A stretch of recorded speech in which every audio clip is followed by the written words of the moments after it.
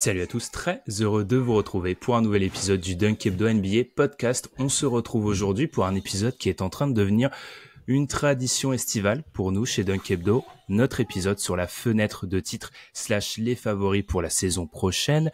Pour m'accompagner, j'ai aujourd'hui un duo de choc. D'abord, Constant, ta première dans ce format. Constant, alors est-ce que tu es prêt pour parler de fenêtre de titre de favoris?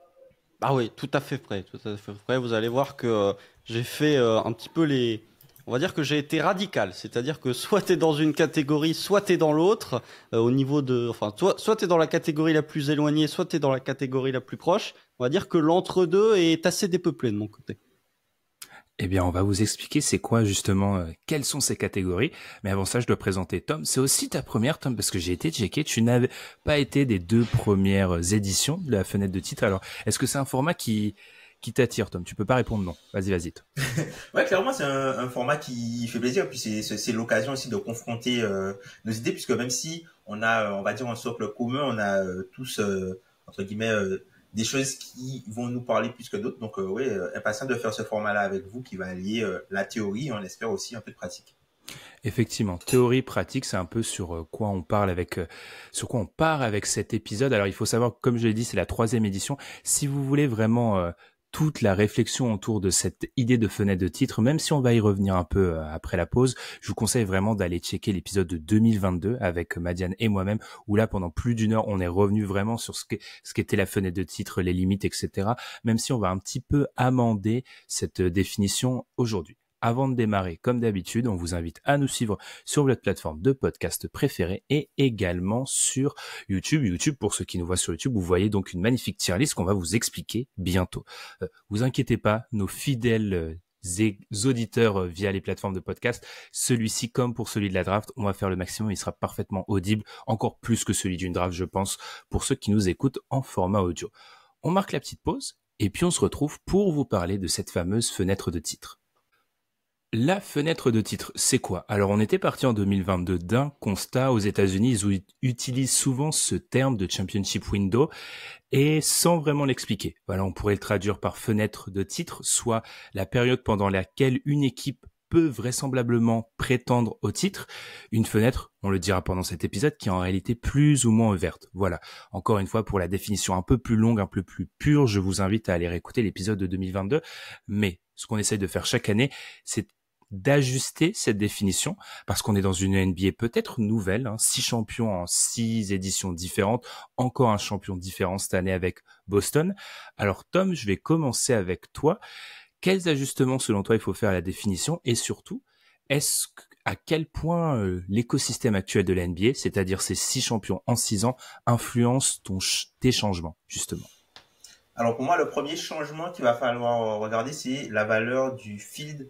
C'est-à-dire que avant, je pense qu'il y avait avant 2019, on pouvait avoir on pouvait prendre par exemple une équipe et se dire, ben, est-ce qu'on peut choisir cette équipe-là ou le field? Là, c'est le field qui l'emporte par défaut, je dirais, puisque même s'il y a Boston qui semble être une équipe exceptionnelle parmi les autres, en tout cas qu'on regarde les résultats qu'ils ont eu de la saison régulière, il y a toujours ce petit ingrédient qui manque, ce fameux allez, top 5 NBA ou ce joueur qui a été élu MVP à la recette pour qu'elle remplisse vraiment les critères qu'on avait définis.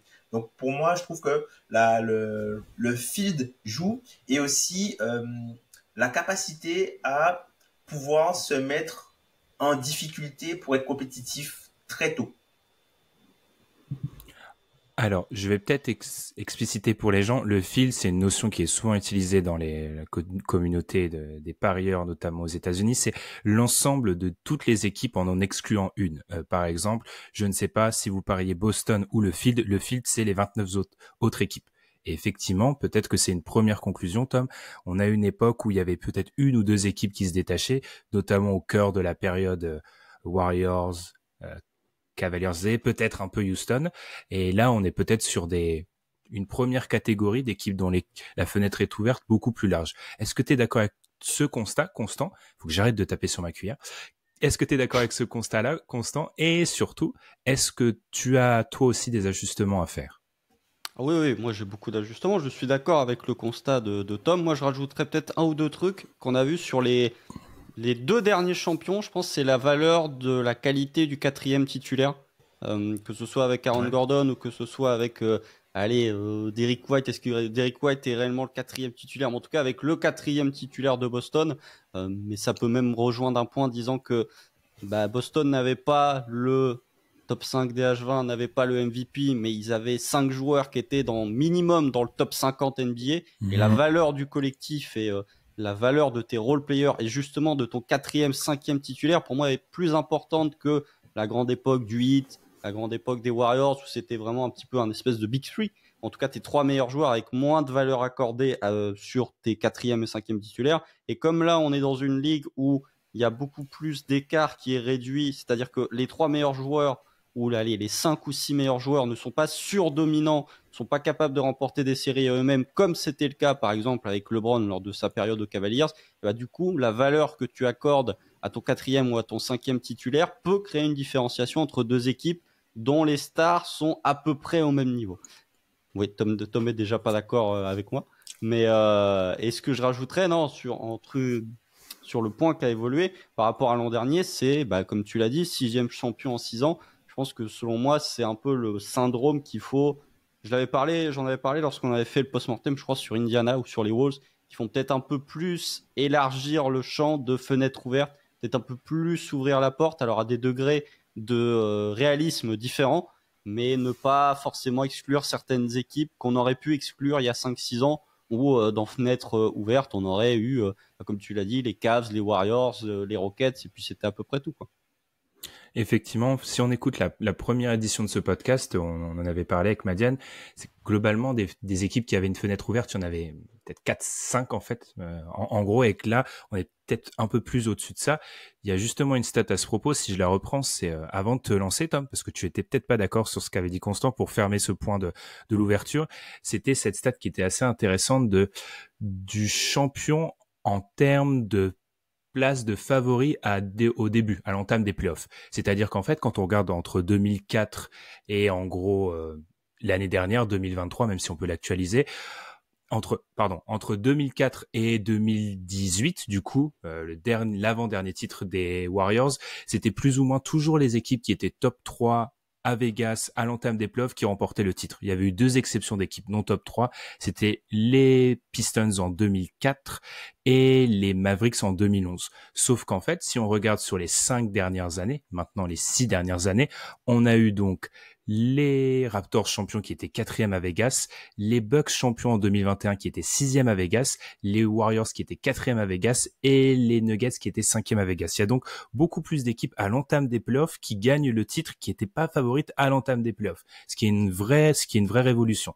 Donc je suis assez d'accord avec vous, il faut peut-être élargir le champ. Tom, pour revenir sur cette question de 4e titulaire, tu étais pas trop d'accord, selon Constant, c'est ça? Ah oui, justement, c'était pour ajouter justement quelque chose à ça, sur la notion de profondeur que l'équipe doit avoir au final, puisque je trouve qu'il y a quelque chose à voir sur la constitution des rosters, parce que même si on y viendra tout à l'heure, pour moi, de plus en plus, parmi les choses qui ont changé, c'est que pour moi, les playoffs se jouent aussi pendant la saison régulière, notamment par rapport à la notion de seeding, puisque aujourd'hui, il n'y a plus d'équipe implacable et la notion de match-up est totalement prépondérante. Donc, pour moi, ça se joue là. Et en fait, on arrive sur des cas de figure où certaines équipes ont du personnel de 82 matchs qui se place bien pour jouer des séries de 16 matchs, mais finalement, elles n'ont pas le personnel pour. Et des équipes qui ont du personnel de 16 matchs, entre guillemets, qui misent tout sur le plafond, peuvent avoir des problèmes de blessures dans la saison, ce qui va leur faire régresser d'un point de vue ranking et compliquer littéralement en fait et leur fermer peut-être leur fenêtre parce qu'ils tombent sur 3 adversaires totalement injouables. Enfin, l'enchaînement des 3 adversaires à jouer est injouable pour leur permettre d'aller jusqu'en finale. Et simplement pour revenir, ouais, c'est ça. Et simplement pour rebondir sur ce que Constant avait dit, c'est que pour moi la notion de profondeur, alors plus que le 4e même, je pense qu'aujourd'hui, il te faut un bon 7 et un joker 8. Là où avant, il y a un moment donné, on pouvait se dire, OK, tu as un bon 5 majeur. De toute façon, ton 5 majeur, il va pas sortir. Tu as un 6e homme, ça va le faire. Sauf que là, c'est plus possible de le faire comme ça puisque tu dois pouvoir t'adapter aux différents match-ups. Donc, je pense que dans la diversité est plus importante en fait que la réplicabilité dans le personnel. Là où voilà, ce que disait Calvin Booth l'an dernier sur la notion d'overlap, il y a des équipes qui auront besoin de l'overlap en saison régulière pour pouvoir économiser leurs forces, mais l'overlap en playoff, je ne sais pas si c'est une bonne chose à faire. Et pour moi, c'est le coût de l'overlap peut pour refermer ta fenêtre tout simplement parce que tu as utilisé trop de ressources pour faire de l'overlap dont tu n'auras pas besoin en playoff. Alors, je vais servir de Larousse aujourd'hui, overlap, rappelons donc que l'overlap, c'est cette superposition de compétences, voilà, des joueurs qui savent faire plus ou moins la même chose et qui sont dans l'effectif et qui, du coup, on peut avoir la sensation d'une répétition de rôle. En tout cas, répétition de compétences, superposition. Constant, est-ce que tu as d'autres choses à rajouter sur l'ajustement de la définition? Non, mais Tom parlait d'avoir un bon 7 plus un 8 joker. Pour moi, c'est même un bon 8 plus un 9 joker. Parce que quand tu regardes les rotations, finalement, t'es pas si loin sur une campagne de playoff entière. T'es plus sur 8-9 joueurs utilisés que vraiment sur 7 plus un 8 joker. Donc oui, peut-être ne pas mésestimer la capacité de profondeur. Et puis après, globalement, il y a des trucs où, voilà, sur cette notion de MVP, est-ce que Boston était une anomalie ou est-ce que c'est quelque chose qui doit complètement faire revoir les codes? Je sais pas. Moi, il y a une stat, entre guillemets, que j'ai trouvée. C'est sur les 10 dernières années, le champion en saison régulière, il est toujours dans le top 10, voire même dans le top 5 au niveau du pourcentage de réussite à 3 points. Voilà, c'est une stat débile que j'ai trouvée. Sauf, bien sûr, le hit de LeBron, les Lakers de LeBron et les Warriors de 2022 qui décidément ont fait mentir pas mal de statistiques, ont fait mentir pas mal de prédictions. Mais globalement, et on l'a vu aussi face à Boston, la notion de volume et de réussite à 3 points que tu montres en saison régulière, c'est quelque chose qui se retranscrit souvent en playoff chez les équipes championnes. La dernière chose, moi, que j'aurais à rajouter, peut-être avant que vous en ayez d'autres, c'est à propos de cette notion que j'avais introduite en 2022 pour le rappeler rapidement, cette notion de fenêtre théorique et pratique. Théoriquement, tu es potentiellement champion l'été, c'est-à-dire actuellement, et de manière pratique, comme vous l'avez dit, par exemple, avec les blessures, avec le seeding, la partie pratique de ta candidature au titre, elle s'effectue plutôt en mars, en avril. Et autant pour moi, le côté pratique ne change pas, même s'il est peut-être un peu plus élargi. C'est-à-dire que t'as pas 10 équipes qui peuvent prétendre au titre. C'est pour ça où, pour moi, il y a un truc un peu contre-intuitif, mais il y a des équipes qui vont très très loin en playoff que je ne considère pas comme ayant une fenêtre de titre ouverte. Je pense aux Hawks l'année où ils vont en finale de conférence. Je pense aux Pacers cette année. C'est-à-dire que pour moi, leur fenêtre de titre est pas ouverte. C'est-à-dire que oui, on peut me dire, oui, de manière réaliste, ils pourraient avoir une blessure à Boston et une blessure dans l'équipe d'en face. Oui, mais ils vont pas avoir des blessures à chaque tour. Donc, de manière réaliste, pour moi, leur fenêtre de titre était fermée. Par contre, c'est peut-être dans cette notion théorique de fenêtre de titre, c'est-à-dire des équipes qui peuvent se positionner pendant l'été et croire qu'elles ont une chance pendant l'été. Clairement, là, il faut élargir. Il faut élargir parce que ces dernières années, on a vu que des équipes qui revenaient peut-être d'un peu plus loin avaient une chance. Par contre, il faut pas tomber dans l'excès inverse. Et on n'est pas tombé dedans, je pense tous globalement, quand on va attaquer le découpage, c'est qu'on met pas non plus 10 équipes, on met pas 15 équipes comme potentiellement titrables. Il y a encore des règles, quoi. Voilà, si tu parlais du MVP, Constance, si t'as pas un joueur top 10 DH20 et que t'as pas une équipe blindée, il semble quand même difficile dans l'état actuel que tu aies des réelles chances pour gagner le titre. Peut-être Vas-y, Constance. Rajouter un dernier truc, je pense que Tom en parlait aussi sur la notion de field et de seeding en disant qu'en fait il y avait tellement peu d'équipes indétrônables que le seeding devenait important, et je pense que aujourd'hui, un point qui doit être important, c'est la polyvalence de la capacité de ton équipe à s'adapter à tous les styles. C'est-à-dire que on a vu par exemple ce qui s'est passé l'an dernier ou la saison passée avec Minnesota, qui avait une équipe qui était extrêmement bien construite pour défendre face à Denver, mais qui a montré certaines grosses limites face à Dallas. On avait vu que les Rockets, ils en ont parlé, les Rockets de Mike D'Antoni, ils étaient construits, ils étaient préparés pour rencontrer les Warriors de Stephen Curry et de Kevin Durant. Aujourd'hui, tu ne peux pas faire ça parce que le niveau derrière est trop fort. C'est-à-dire que si tu es une équipe de la conférence Ouest, par exemple, tu peux pas dire « Allez, je vais faire mon équipe pour détrôner Dallas ». Maintenant, tu peux pas parce qu'en fait, tu as X équipe qui va être bonne et qui joue complètement différent et qui est capable de te sortir. Si tu es dans la conférence Est, tu peux pas dire « Ok, je vais faire mon équipe pour battre Boston » parce que tu as Y équipe qui est suffisamment forte et qui joue radicalement différent, qui est capable de te sortir en playoff. Donc, je pense un point aussi qui peut potentiellement exclure certaines équipes, c'est la notion de polyvalence face à différentes philosophies de jeu et qui, selon moi, est de plus en plus importante au fur et à mesure des années parce que finalement, le niveau moyen se augmente et dans le paquet, tu as de plus en plus d'équipes qui sont quasiment au même niveau, ou en tout cas suffisamment proches pour être capables de créer un upset. C'est ça. Et c'est pour ça que tout à l'heure, je parlais de 7 et de 8 jokers, parce que pour moi, le 8 jokers, c'est un joueur qui change. C'est peut-être pas le même joueur à chaque série, ce fameux joueur. Et en fait, ce que tu décris là, Constant, ça me rappelle beaucoup. T'as mentionné les Rockets qui l'ont fait, t'as mentionné Minnesota qui l'a fait, et j'ai l'impression que c'est ce que les Nets ont fait cet été. X, pardon. Linux. On avait compris. J'ai fait une CIO. On avait compris. Non, mais c'est assez intéressant. C'est d'un côté, c'est une situation qu'on peut analyser deux sens. D'un côté, l'homogénéité du haut, même si on pourrait dire que sur les 2 dernières campagnes de playoffs, il y a une équipe qui a sorti la tête de l'eau assez largement, et de l'autre, il y a plus d'équipe régnante comme on en a eu à une certaine période. Ce qui fait donc que je trouve personnellement, c'est pas pour vous vendre notre soupe, mais que c'est un exercice qui est beaucoup plus intéressant actuellement. Clairement, on aurait fait cet exercice il y a 5-6 ans, les épisodes auraient été beaucoup plus courts. Parce que voilà, la fenêtre ouverte aurait été un peu plus limitée. voilà. Fenêtre ouverte, Cleveland Cavaliers, Golden State Warriors. Merci, abonnez-vous partout. Voilà, terminé. Est-ce que vous avez quelque chose à rajouter avant qu'on s'intéresse au découpage, les gars? Oh, c'est bon, let's go. C'est bon, ouais. Eh bien, allons-y. Alors, vous pouvez voir ceux qui nous regardent sur YouTube, donc une magnifique tier list. Alors oui, première chose, oui, certaines équipes n'ont pas le bon logo. On le sait, on l'a dit. Voilà. On est actuellement, on enregistre beaucoup d'épisodes les uns après les autres. Donc, on a paré au plus pressé. Voilà. Donc, qu'est-ce qu'on va faire? C'est qu'on va remonter ces 4 catégories petit à petit au cours de l'épisode. Alors, pour ce qui est de la dernière catégorie, on va aller un peu plus rapidement. C'est celle qui est intitulée pour eux la fenêtre est fermée. Alors, première chose, Constant, je vais te laisser parler parce que Constant, il n'aime pas cette catégorie. Vas-y. Non, alors déjà, pour ceux qui nous écoutent, pour ceux qui nous écoutent et qui ne voient pas la tier list, Ben, t'as dit que les logos étaient pas à jour. T'aurais quand même pu faire un effort parce que là, t'as mis celui des Sonics à la place de celui du Thunder. Donc, je trouve que t'aurais quand même pu. Je sais bien que les logos sont ADT et qu'on enregistre, mais bon, quand même, un petit peu, c'était il y a 15 ans quand même. Non, je plaisante. Tu vas avoir un pic sur à ce moment-là, les gens vont venir voir. Non, vous inquiétez pas, c'est quand même ok ici.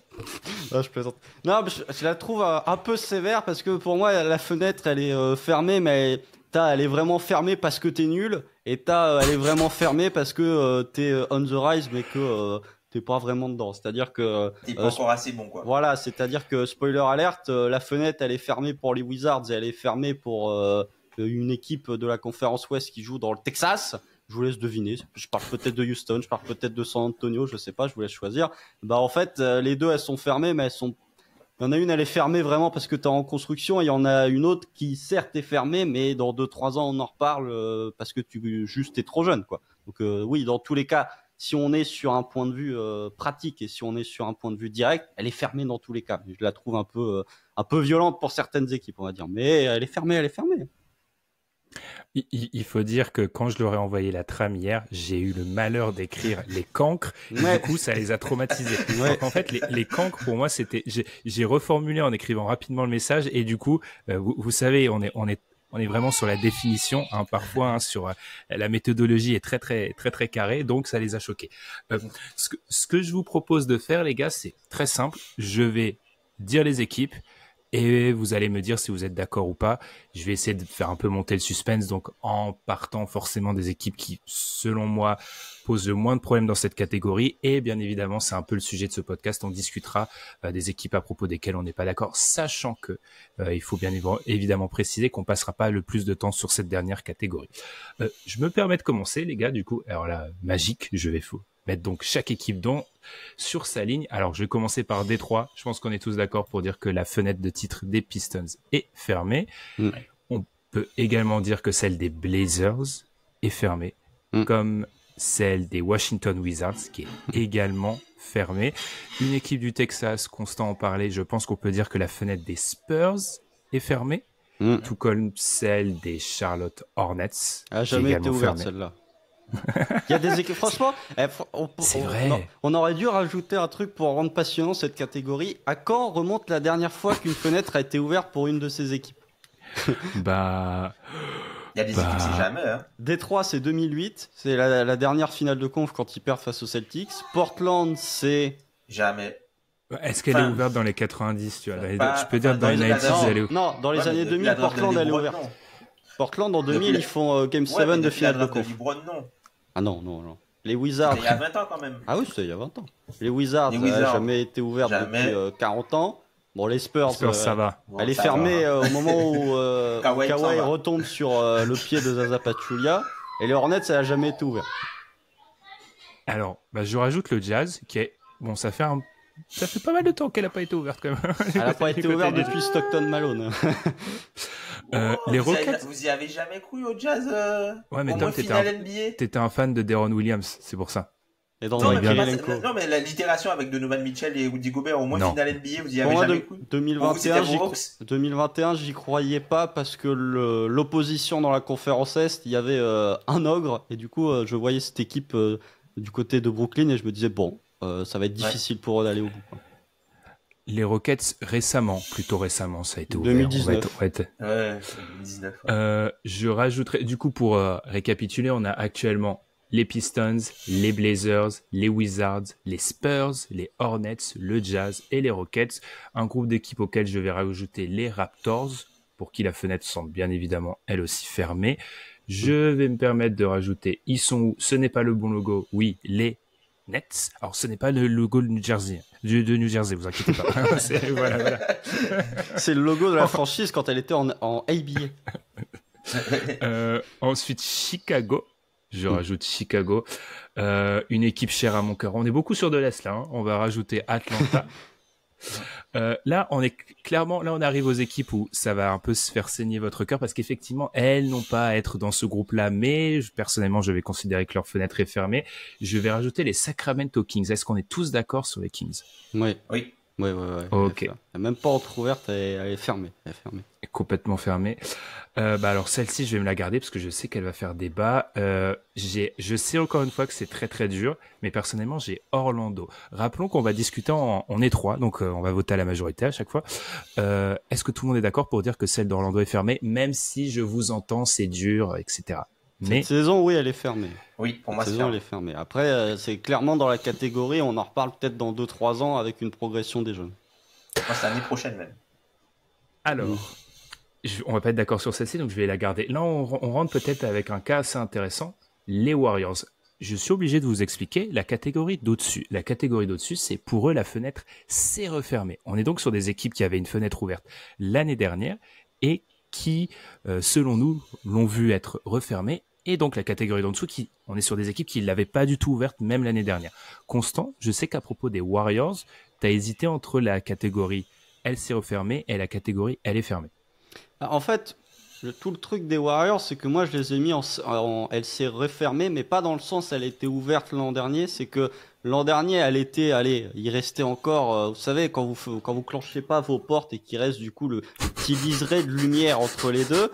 Mais là, cette année, elle est complètement fermée. Donc du coup, je me suis dit, je vais pas les mettre avec fermée avec Détroit, Portland et tout. Je me suis dit, elle va se mettre en refermée parce que là, tu es sûr qu'elle est complètement fermée. Et on en parlait en off, même si les Warriors ils viennent à faire un move pour récupérer, je sais pas, Lauri Markkanen en échange de Brandin Podziemski, Jonathan Kuminga, Moses Moody, le pont de San Francisco, enfin bref, tout ce que demande Danny Ainge. Pour moi, elle sera toujours fermée aussi. Donc ça, on en parlera dans le DH20 et on en parlera surtout sur le niveau de Stephen Curry et pas tant sur la construction de l'effectif. Mais ouais, je l'ai mis en C refermé parce que l'an dernier, tu avais un maigre espoir de dire que tu pouvais te mêler à la lutte de par ce qui s'était passé au premier tour, même si c'était sortir assez sèchement face aux Lakers. Mais là, pour le coup, elle est complètement fermée. Tom, quel est ton avis sur les Warriors? Moi, j'avoue que j'hésite aussi. Je suis partagé. Parce que voilà, le titre de 2022 nous a un peu traumatisés, soyons honnêtes. Pour moi, la fenêtre, elle est refermée, tout simplement parce que je trouve que déjà, d'un point de vue upside, Stephen Curry, tu peux pas attendre de lui qu'il soit ta seule option viable en attaque sur 3 séries de playoffs. déjà. Et je pense que même sur la saison régulière, il arrive à un âge où il va être amené à rater des matchs. Et je trouve que cette équipe-là a littéralement beaucoup perdu en termes de plancher. Donc, c'est pour cette raison-là que, pour l'instant, pour moi, la fenêtre s'est refermée. Après, je pense qu'il y a possibilité peut-être de faire des moves qui pourront leur permettre peut-être de se glisser dans le groupe pour qui la fenêtre est entrouverte, mais que pour moi, c'est fermé. Aujourd'hui, c'est fermé. Eh ben, 2 votes. J'ai un peu hésité. Donc, mettons les Warriors sur la catégorie d'au-dessus. Une équipe qui est passée entre les gouttes que j'ai oublié. Là aussi, je sais, c'est dur. Les Pelicans. Ouais, fermé. Fermé. On est d'accord. Attends, la rotation au poste de pivot, c'est Yves Missy et qui c'est qu'ils ont signé récemment là? J'ai oublié. Markovic. Voilà, donc, Markovic et Daniel Theis. Daniel Theis. Donc voilà, donc quand la rotation au poste de pivot, c'est ça, il y a un moment. Et puis même trop de manque de synergie entre les joueurs et puis surtout.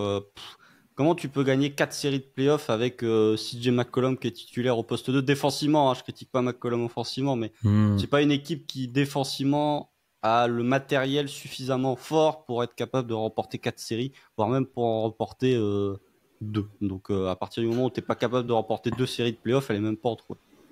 Après, il y a aussi la problématique Zion. Hein. Là, tu as parlé des défauts, mais il y a aussi des problématiques dans le, entre guillemets, le seeding. Le seeding et les problématiques imposées par le meilleur joueur de l'équipe, qui est un formidable joueur. Je pense qu'on en reparlera dans le DH20, mais qu'on n'a jamais vu en playoff aujourd'hui, puisque, enfin voilà, il a jamais pu jouer une minute de playoff, malheureusement pour lui, Zion, et qui a non seulement des problématiques sur sa santé, mais aussi il y a aussi pas mal de questions sur son meilleur rôle dans l'équipe, et je trouve que l'équipe n'est pas encore totalement bien formée pour viser le titre et tout mettre entre guillemets pour construire une équipe crédible autour de Zion Williamson.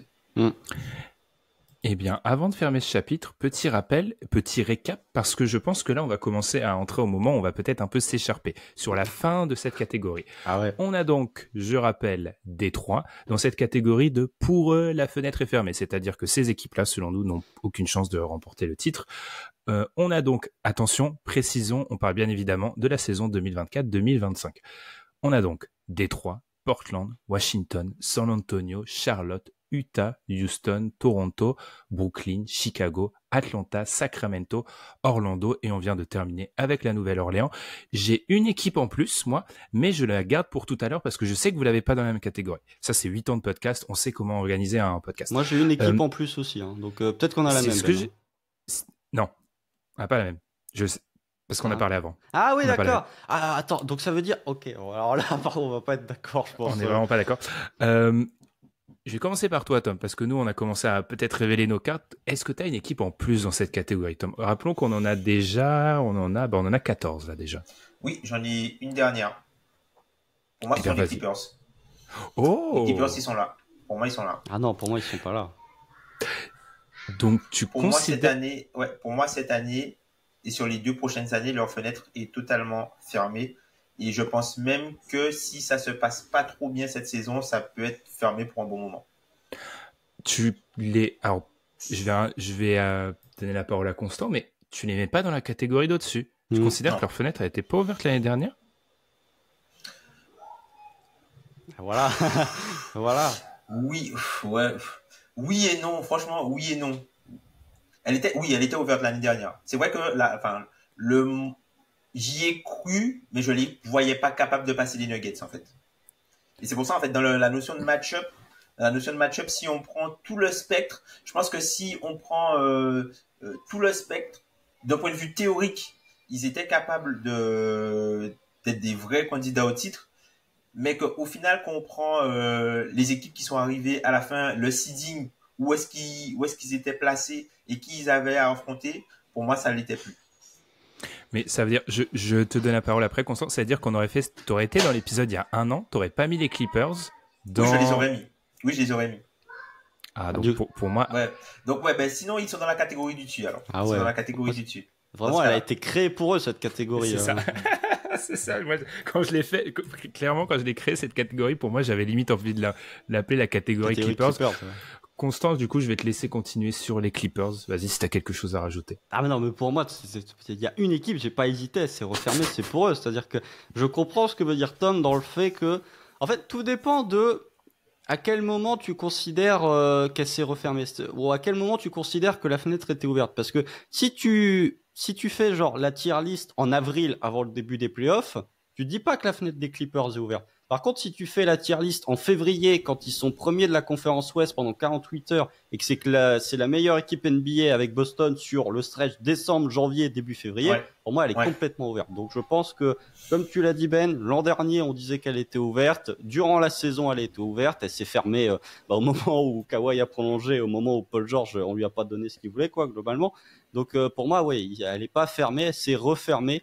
Et je pense même que j'ai hésité un tout petit peu à dire elle est entrouverte parce que tu conserves quand même de la qualité dans le roster et tu peux avoir un scénario où potentiellement ça peut bien se passer cette année et du coup tu peux retomber entre guillemets sur tes pieds la saison prochaine avec de la flexibilité financière, un peu plus en tout cas. Mais non, pour moi elle est fermée parce que déjà la santé, j'ai du mal à voir Kawhi Leonard être capable d'être dominant sur 4 séries de playoffs et être capable d'être en santé. Du coup, ça amène sur la notion de seeding parce que Kawhi Leonard, même s'il a joué plus de 65 matchs la saison dernière, pas sûr que le niveau pas sûr que la performance se réitère. Et aussi un déclin sportif de James Harden où j'ai de plus en plus de mal à voir James Harden comme un générateur d'attaques régulier et à très gros volume sur l'intégralité d'une saison. Et pour moi, les Clippers, au-delà de l'aspect blessure, c'est aussi l'aspect seeding et saison régulière, comme toujours chez eux, qui m'inquiète, c'est que Kawhi va se blesser et Harden, petit à petit, est en train de décliner. Et si Kawhi est absent, tu n'as pas de deuxième option claire. Et le Harden qu'on a vu, ne serait-ce que, sans même parler de Houston, le Harden qu'on a vu sur le stretch à Brooklyn et le Harden qu'on a vu sur la deuxième saison aux Sixers, la 2022-2023, c'est déjà plus le même James Harden que tu as actuellement aux Clippers et ça va pas aller en s'améliorant. Eh bien, je reste avec toi. Constant, je te propose de parler de ta dernière équipe dans cette partie, dans ce groupe des équipes qui n'ont donc pas de fenêtre de titre ouverte. Qui est-ce que tu as ajouté là-dedans? Les Cavs. Pour moi, la fenêtre, elle est fermée. Pour moi, la fenêtre des Cavs, elle est fermée. Elle n'a jamais été réellement ouverte. Dans le sens où, en fait, la fenêtre... Qu'est-ce qui pourrait les amener à me dire que leur fenêtre est entrouverte par rapport aux équipes pour qui la fenêtre est ouverte? C'est-à-dire que si on considère que les Cavs sont one move away d'être dans la catégorie la fenêtre est ouverte, quel move réalistiquement possible est capable de les mettre dans la fenêtre est ouverte? Pour moi, ça n'existe pas. Ils ont quasiment plus d'assets sportifs avec les tours de draft qu'ils ont envoyés pour Donovan Mitchell. Ils ont une flexibilité financière qui est inexistante. Hormis si Evan Mobley devient Tim Duncan, la fenêtre elle est fermée et ça revient à un point que j'ai cité tout à l'heure, le manque de polyvalence de cette équipe, c'est-à-dire que offensivement il y a trop de lacunes. Hormis si Darius Garland redevient le joueur qu'il était sur la 2021-2022 et ça encore j'y crois pas forcément parce que les effectifs et surtout l'ajout de Donovan Mitchell font que c'est pas du tout le même profil, mais non, pour moi c'est une équipe qui est trop limitée de par sa construction de roster et qui n'a pas les ressources, qu'elles soient financières ou sportives, pour se dire t'es à one move away en te disant oui mais en fait ce move away il est réalisable. Donc hormis une progression pas irréaliste mais une progression sacrément improbable d'un de tes deux joueurs qui est Darius Garland et Evan Mobley, moi la fenêtre elle est fermée et je conclurai en disant que la 7 ou 8 man rotation, quand elle est composée de Caris LeVert et de George Niang, moi ça ne me fait absolument pas confiance. Donc non, pour moi la fenêtre des Cavs elle est fermée. Je me permets une petite parenthèse avant de te relancer, Tom. Les Cavs ont gagné 99 matchs de saison régulière sur les 2 dernières saisons, ce qui les classe 5e derrière des équipes qui seront un peu plus haut. Ça ferait un bon sujet de podcast. Pourquoi une équipe qui a gagné autant de matchs se retrouve si bas dans le classement? Surprise, c'est notre sujet de la semaine prochaine. On va parler des Cavs et de comment justement sortir de cette situation un peu étriquée avec une équipe qui gagne beaucoup de matchs de saison régulière, mais qui est pas très haut dans cette hiérarchie. Donc, comme j'en serai, parce que cet épisode va être enregistré dans quelques heures, mais que vous n'en serez pas, je vais vous laisser parler sur les Cavs. Moi, je vais me taire sur cette équipe. Je suis beaucoup moins pessimiste que Constant. Je les ai un peu plus haut. Tu en penses quoi, Tom, de ces Cavs? Est-ce que tu les as là, toi? Non, moi je les ai dans entre ouvertes et en fait constant dans ce que tu as mentionné. Pour moi, la seule variable d'ajustement que tu n'as pas considérée, c'est le joueur dont tu n'as pas parlé, c'est Donovan Mitchell en fait. Si Donovan Mitchell devient un top 10 NBA, Non, mais ça, c'est possible. Il a progressé. Pour moi, c'est un joueur qui a progressé depuis son arrivée en NBA. Chaque fois, on lui met un plafond de verre sur la tête et à chaque fois, il continue à progresser.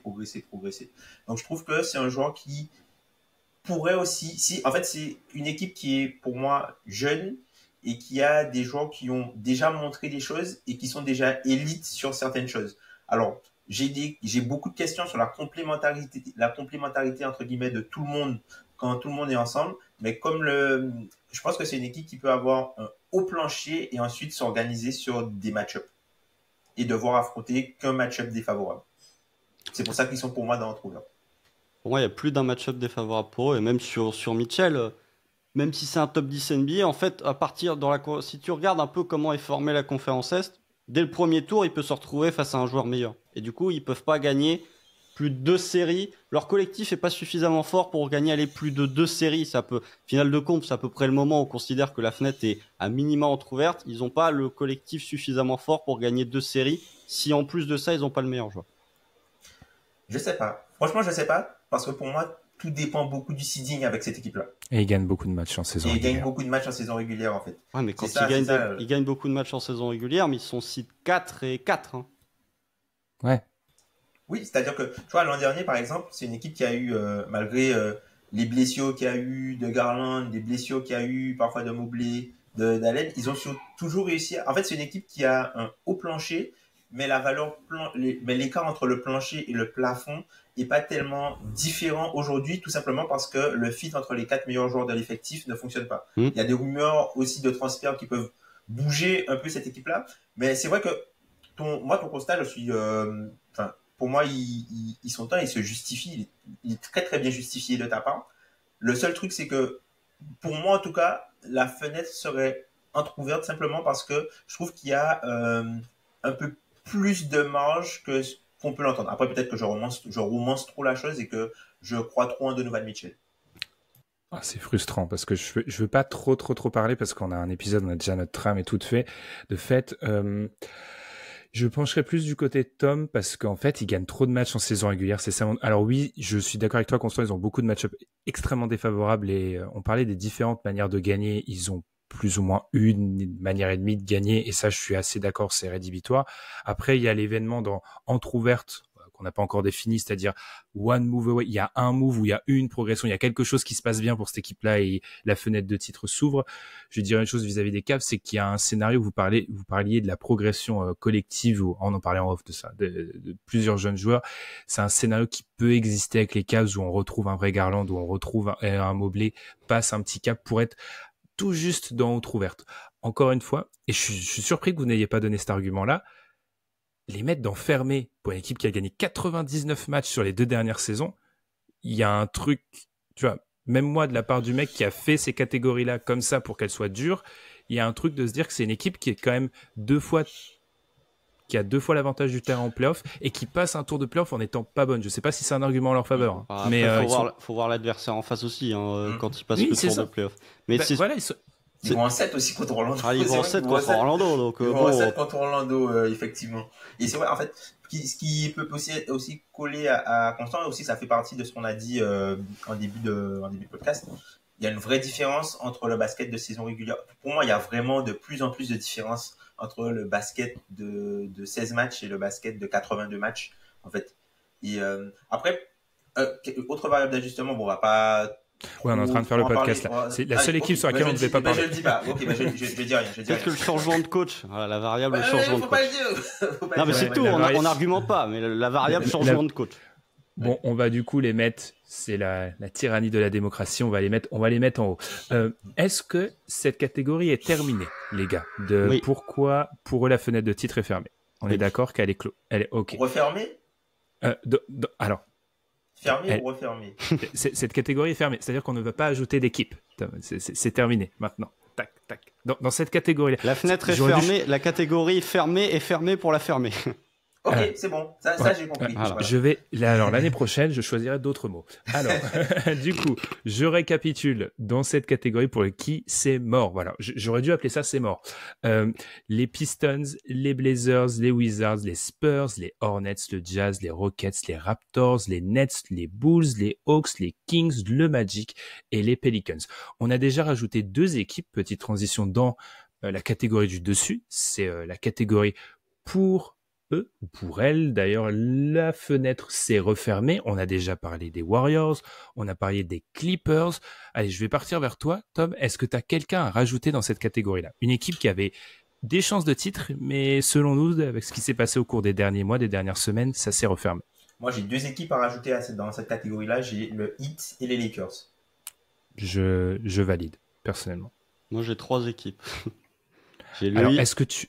j'ai le Heat, Ah, Mhm. les Lakers. Et je vous garde peut-être parler des deux avant de vous garder la surprise pour la dernière. Oh là là, l'expérience du podcasteur. Eh ben, je vais, Constant, comme tu as été grand prince, je te laisse choisir. Tu veux partir sur le Heat ou sur les Lakers? Partir sur le Heat, parce que pour moi, elle est assez simple, entre guillemets. Pourquoi elle s'est refermée et pourquoi elle était ouverte? Bah, déjà, ils ont raté Damian Lillard, ce qui en soi met un grand coup de pied dans ta fenêtre pour la fermer, hein, mais une grande claque pour la fermer. Et puis, encore une fois, la notion de seeding, c'est-à-dire que, ok, le Heat est malchanceux vis-à-vis des blessures, et ok, s'il y a bien une équipe pour qu'il faut pas parler du seeding pour dire que la fenêtre est fermée, que ça peut les empêcher, c'est bien le Heat, certes, mais hormis, même sur, sans trop avancer sur le DH20, mais j'ai du mal à voir Jimmy Butler capable de reproduire les efforts qu'il a été capable de reproduire sur le premier tour face à Milwaukee ou que ce soit sur sa campagne de playoff 2020. Et comme vous en aviez parlé, j'aime bien, entre guillemets, j'aime bien j'ai bien aimé me référer à ce qu'on en disait de ces équipes lors du post-mortem. C'est-à-dire que quand on finit le post-mortem, enfin, quand Ben, tu finis le post-mortem avec Adrien, jamais tu mets le hit dans fenêtre entrouverte ou fenêtre ouverte. Le post-mortem du hit, c'est un des plus difficiles à entendre Macabre. si tu es fan de la franchise. Voilà, l'un des plus macabres. Donc pour moi, elle est complètement refermée. Ils sont vraiment enfermés dans une espèce de double timeline assez sale. Et le seul truc pour qui elle pourrait être de nouveau entrouverte, qui pourrait les faire classer entrouverte. Mais du coup, ça m'embête de voir les Cavs plus haut que le hit. Bref, c'est un autre débat. Mais ce serait peut-être Bam Adebayo qui continue de progresser comme il le fait d'année en année et qui devient un top 10 DH20, allez, top 12-13 DH20 dans le deuxième ou dans le troisième tiers du DH20. Mais en l'état actuel, je pense que le seeding est trop bas pour eux et que vraiment la construction du roster montre une certaine double timeline qui ne bénéficie pas, entre guillemets, du niveau, du certain déclin qu'on a pu avoir de Jimmy Butler, plus ses absences, et de l'autre côté, les jeunes, en dehors de Bam Adebayo, n'ont pas suffisamment pris le relais pour permettre à Miami d'avoir une fenêtre ouverte malgré, on va dire, le déclin de ta superstar. Tom, est-ce que tu as quelque chose à rajouter? On sait, tu nous l'as dit, ça t'a fait mal de mettre Miami là. Oui, c'est toujours, enfin, on doute très peu du Heat, ou du moins le Heat, c'est une équipe qui, par rapport à ses résultats en saison régulière, à qui on donne beaucoup plus de crédit. Puisque au final, quand on regarde sur les 5 saisons qu'a pu faire Jimmy Butler dans cette franchise, le Heat n'a eu l'avantage du terrain qu'une seule fois. Entre guillemets, c'était la saison 2021-2022. Sinon, ils ont toujours commencé les playoffs sur un seed, 5e seed, 6e seed.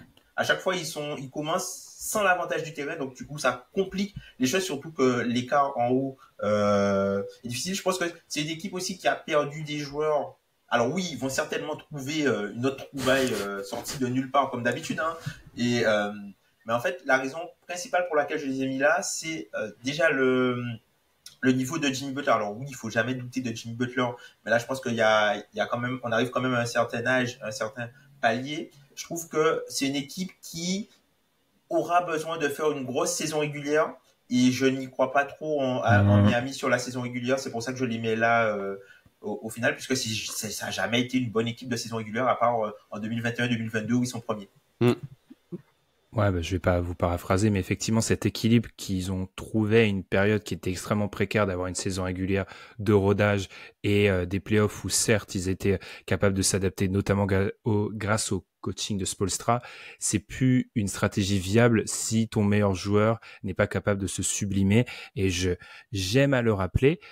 Même la campagne de playoff de Jimmy Butler, pas cette année, mais l'année d'avant, 2023, il y a certains premiers tours extraordinaires, historiques, mais si on regarde l'intégralité de ces playoffs, il fait pas une bonne, il se blesse. Alors, les fans du 8 nous diront qu'il se blesse contre les Knicks. Oui, peut-être, il se fait un truc à la cheville, mais globalement, moi, c'est un truc que, malgré que j'adore Jimmy Butler, j'ai toujours voulu mettre en avant, c'est que Jimmy Butler fait rarement des playoffs complets, dans le sens où il y a des trous d'air dans les campagnes de playoffs de Jimmy Butler, et que avec le temps, je pense que ces trous d'air vont se répéter avec l'âge, avec la capacité, la perte de cette capacité à répéter ses performances de très très haut niveau. On dirait le DH20 2021, on dirait Alain Guillot sort de ce corps lors du DH20 2021. Effectivement, si, c'est vrai. Rajouter peut-être un petit truc, un tout dernier truc sur le hit, parce que Tom parlait du fait que il débutait toujours en étant outsider, en n'ayant pas l'avantage du terrain. Pourquoi je les mets dans LC refermé? Parce que justement, la capacité qu'a eu le Heat d'accéder au final, que ce soit en 2020 ou en 2023, s'est reposée sur le fait que dans la conférence Est, il y avait une, deux, maximum 3 équipes qui étaient vraiment au-dessus d'eux. Et là, je pense que cette année, tu as plus d'équipes et qu'elles sont clairement plus au-dessus que le Heat, en tout cas en juillet, au moment où on enregistre. Alors après, peut-être qu'en avril, ce sera pas le cas, mais comme je trouve que les favoris, entre guillemets, ou comme je trouve que il y a certaines franchises qui sont plus fortes et qui ont un niveau beaucoup plus éloigné du Heat que ce que c'était le cas en 2020 ou ce que c'était le cas en 2023. Et puis enchaînons avec les Lakers. Tom, je vais te laisser commencer à propos des Lakers. Pourquoi elle s'est refermée, la fenêtre des Lakers? Parce que pour moi, c'est une équipe qui a trop de joueurs de 82 matchs. Et en fait, ces joueurs de 16 matchs ne peuvent pas produire leur produit. Enfin, concrètement, leur joueur plafond, ça va être LeBron James, peut-être Austin Reeves si on peut l'inclure là-dedans, et peut-être Gabe Vincent s'il reste en santé, et Anthony Davis.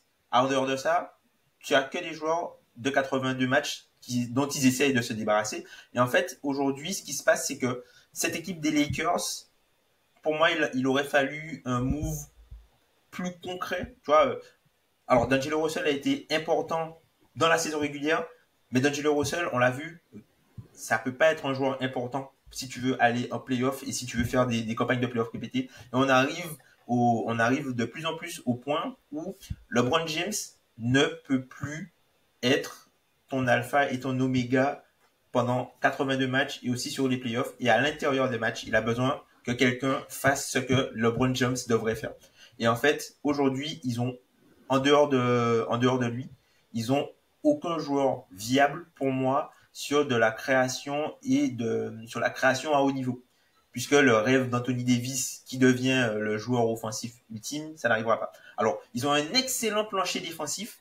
Par contre, je doute sur les capacités, en fait, d'être match-up proof. Je pense que c'est une équipe qui va jouer sur le fait qu'elle soit grande, mais qui manque totalement de diversité et qui pourra pas aller sur des joutes de match où c'est explosif.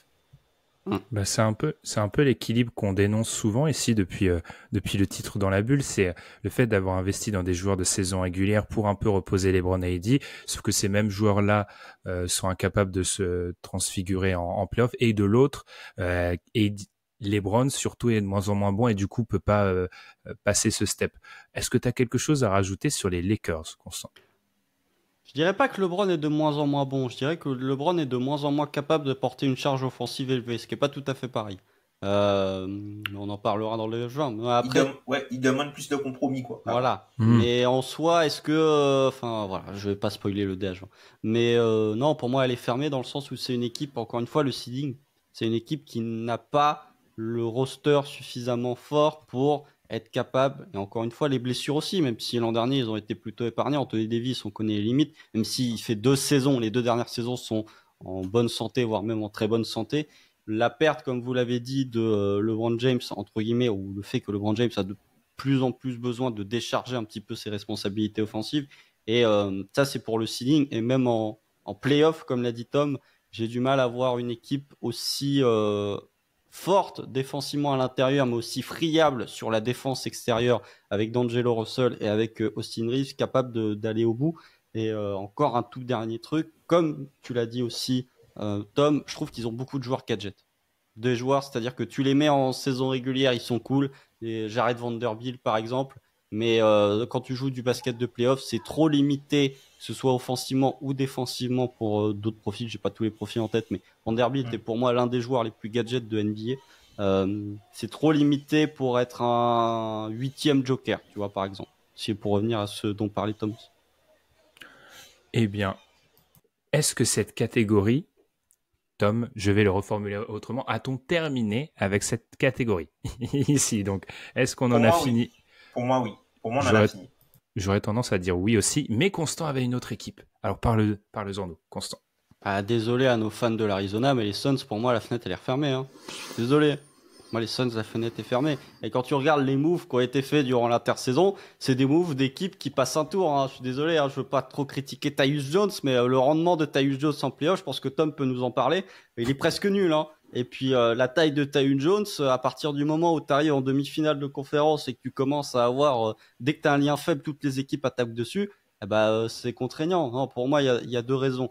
La seule variable pour lesquelles j'aurais pu la mettre peut-être dans entrouverte, c'est le changement de coach. Un petit peu comme les Cavs, par exemple. Est-ce que Mike Budenholzer est capable de transformer ses Suns en machine de guerre en saison régulière, par exemple? Parce que pour moi, la plus grosse incertitude, les trois plus grosses incertitudes, c'est le seeding en régulière, mais qui est lié à mon troisième point, qui est les blessures, la santé de Devin Booker, la santé de Kevin Durant, la santé de Bradley Beal, qu'on a vu sur la saison régulière en 2023-2024, qui leur a fait défaut sur le seeding.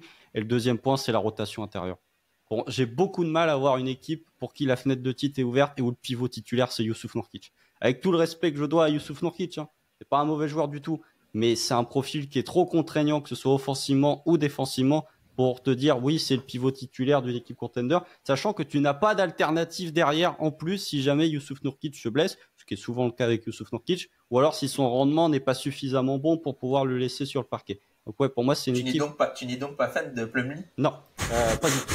Donc, mais Plumlee, bon joueur de plancher. C'est un joueur, sur un premier tour, il peut te faire un premier tour correct. Mais par contre, quand tu passes un tour, ça devient difficile. Donc ouais, pour moi, la fenêtre, elle s'est refermée, hormis si tu as 82 matchs de Booker KD en saison régulière et que Mike Budenholzer arrive à les convertir au jeu analytique, c'est-à-dire le rim and threes.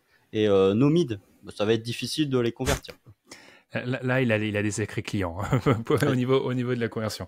Je vais te laisser enchaîner, Tom. Ça fait partie, pour moi, ces Suns des 2-3 équipes. Il y en a 3 qui m'ont vraiment donné du fil à retordre. Les Suns en font partie parce que tous tes arguments s'entendent. Constant, après, j'arrive pas à m'enlever du souvenir de cette demi-finale de conf contre les Nuggets où, certes, ils perdent à la fin, mais c'est l'équipe qui pose le plus de problèmes aux Nuggets sur ce run de finale de NBA 2023 aux Nuggets. Donc, il y a cette impression-là qui reste. Alors, est-ce que Kevin Durant aura 2 ans de plus et c'est beaucoup à cet âge-là? C'est un vrai gap. De l'autre, je suis d'accord avec toi. C'est plus le même roster, mais c'est plutôt dans cette, dans ce parti pris d'avoir 2 joueurs qui ont une forte charge offensive en termes de prise, de capacité à scorer, tout simplement. À quel point c'est viable cette simple présence de Booker et Durant, c'est pour moi difficile de les descendre d'une catégorie. Mais je sais pas, toi, Tom, pourquoi tu défends cette présidence c'est pas du tout présidence le mot, cette présence, c'est mieux comme ça, des Suns dans cette catégorie-là. J'avoue que moi, c'est une équipe qui m'a posé beaucoup de problèmes et j'ai beaucoup de mal à dire qu'elle est complètement fermée parce que alors il y a trop d'anglicisme dans ce podcast. Le top end talent, en gros, les 2-3 meilleurs joueurs les 2 meilleurs joueurs, pas les 3, sont trop bons. Les deux meilleurs joueurs sont trop bons et jouent aussi des JO. Ça, c'est aussi un facteur à prendre en compte. Ok, est déjà blessé. En fait, moi, la raison vraiment pour laquelle je les ai plus hauts, c'est la valeur du coaching. Parce que Matt Budenholzer, c'est un magicien pour, entre guillemets, corriger les choses qui peuvent être facilement corrigeables et mettre un schéma tactique en place qui fait que l'équipe va surperformer son plafond. Et en fait, son plancher, pardon. Et en fait, c'est ça aussi avec les coachs comme ça. Je trouve que, tu vois, par exemple, Budenholzer, il est souvent traité de mauvais coach de playoff par rapport à la notion d'ajustement. C'est parce qu'en fait, c'est juste un joueur, c'est un coach qui fait super former ses équipes en saison régulière, en fait. Parce que il optimise tellement au maximum la saison régulière qu'il reste pas grand chose à optimiser pour les playoffs. Donc, pour moi, c'est la raison pour laquelle je les mets haut, c'est que je pense que c'est une équipe qui pourrait avoir sa saison à la Minnesota l'an dernier. C'est-à-dire que l'année dernière, le groupe était totalement cassé. Ils ont eu un peu comme tu vois la première saison de Minnesota avec Rudy Gobert où on avait limite fait une croix sur le projet, on s'est dit ça marcherait jamais, que c'était une catastrophe. Mais ils ont eu une saison après où ils ont pu avoir un peu plus de temps pour développer des automatismes et adapter l'équipe en fonction de leurs meilleurs joueurs. Bah, là, j'ai l'impression que la saison prochaine, alors peut-être qu'ils n'auront pas autant de réussite, hein, mais c'est pour moi la première vraie saison de ce groupe-là, après, où tout le monde est là et il y a peu de variables d'ajustement. Alors oui, l'effectif a un petit peu changé, mais globalement, quand tu prends la majorité des temps de jeu de l'an dernier, Grayson Allen est encore là, Bill il est encore là, Booker il est encore là, Kevin Durant il est encore là, qui a joué le plus pour Phoenix. T'as encore Nurkic, t'as encore Royce O'Neal et t'as encore Josh Okogie. Donc pour moi, c'est vraiment un groupe plutôt stable par rapport à l'an dernier. Donc je crois à cette notion de continuité et aussi la patte Budenholzer pour permettre à cette équipe-là d'avoir un bon seeding. Et à partir du moment où tu as un bon seeding, il peut se passer n'importe quoi. Je pense qu'il y a aussi, vis-à-vis de nos 3 classements, une interprétation différente de la 3e catégorie qui est, pour eux, la fenêtre est entrouverte. Je pense que Tom et moi, on est beaucoup plus permissif sur cette catégorie-là que Constant. Oui. Constant, je pense que lui, cette fenêtre-là, c'est one move away. Ouais. C'est one move away, ouais. Où c'est strictement, je pense que nous, il y a beaucoup plus d'hypothèses qu'on est prêt à admettre avec cette partie-là que Constant. Bah non, parce que j'ai plus d'équipes en ouverte qu'en entrouverte. C'est-à-dire que je suis moins permissif sur la entrouverte, mais je suis plus permissif sur la ouverte. Oui. Du coup, je propose que l'on passe sur cette catégorie entrouverte, justement. Alors, je vais rajouter, encore une fois, les Suns dans cette catégorie, vu que Tom et moi-même les avons dans cette catégorie. Du coup, pour résumer, dans la catégorie, la fenêtre pour eux s'est refermée. On considérait donc que ces équipes-là avaient une chance, mais maintenant c'est terminé. On a quand même du beau monde, hein. En termes de star power. On a donc les Warriors, les Clippers, le Heat et les Lakers. Ouvrons la 3e catégorie. La fenêtre est entrouverte. Et là, Constant, je te propose peut-être d'expliquer comment tu vois de manière un peu plus longue cette catégorie-là, parce que on va voir que dans cette catégorie-là, si je ne m'abuse, tu as une seule équipe. Non, 2. Là où moi, 2. Là où Tom et moi j'en ai 6 et Tom doit en avoir 5 peut-être. 7, ouais. Donc on est beaucoup plus sur celle-ci, on est plus permissif. Alors Constant, comment t'imagines cette catégorie toi? Et du coup, est-ce que tu peux aussi rapidement nous donner les 2 équipes que tu as incluses dans cette catégorie? Pour moi, la fenêtre est entrouverte, c'est comme si on faisait un power ranking par tiers et que ces équipes-là étaient dans le tiers 2. Et du coup, pour moi, les équipes pour qui la fenêtre est ouverte, c'est les équipes qui sont dans le tiers 1 et les équipes qui sont dans le tiers 1.5.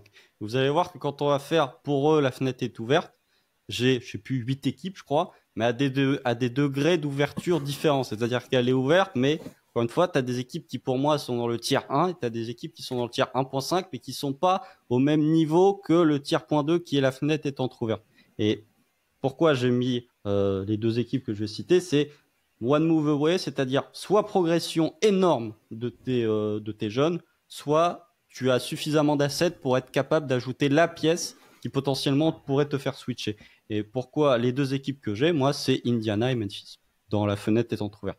Pourquoi j'ai Indiana? Alors on peut dire oui, et pourtant, écoutez, le post-mortem sur Indiana, j'ai pas été le plus optimiste, on va dire, et en termes d'assets qui soient financiers aux sportifs, Indiana n'a déjà plus grand-chose à offrir, mais tout simplement, je pense que on est encore sur des joueurs, et on en parlera dans le DH20, je pense qu'on est sur des joueurs, un joueur dans le cas de Tyrese Haliburton qui a encore une marge de progression, notamment en termes de volume au scoring, et si jamais Tyrese Haliburton augmente son volume au scoring tout en regardant le playmaking, l'assise que peut avoir un Pascal Siakam pourrait potentiellement leur dire la fenêtre est ouverte parce que quand on regarde le collectif et quand on regarde la 7-8-man rotation, d'Indiana, elle est de très bonne qualité. Je vais même pas parler du fait que je suis un énorme fan d'Andrew Nembhard. Regardez le contrat qu'il a signé, il va être très très bien. Ça va être un des meilleurs rapports qualité-prix dès la saison prochaine, je pense.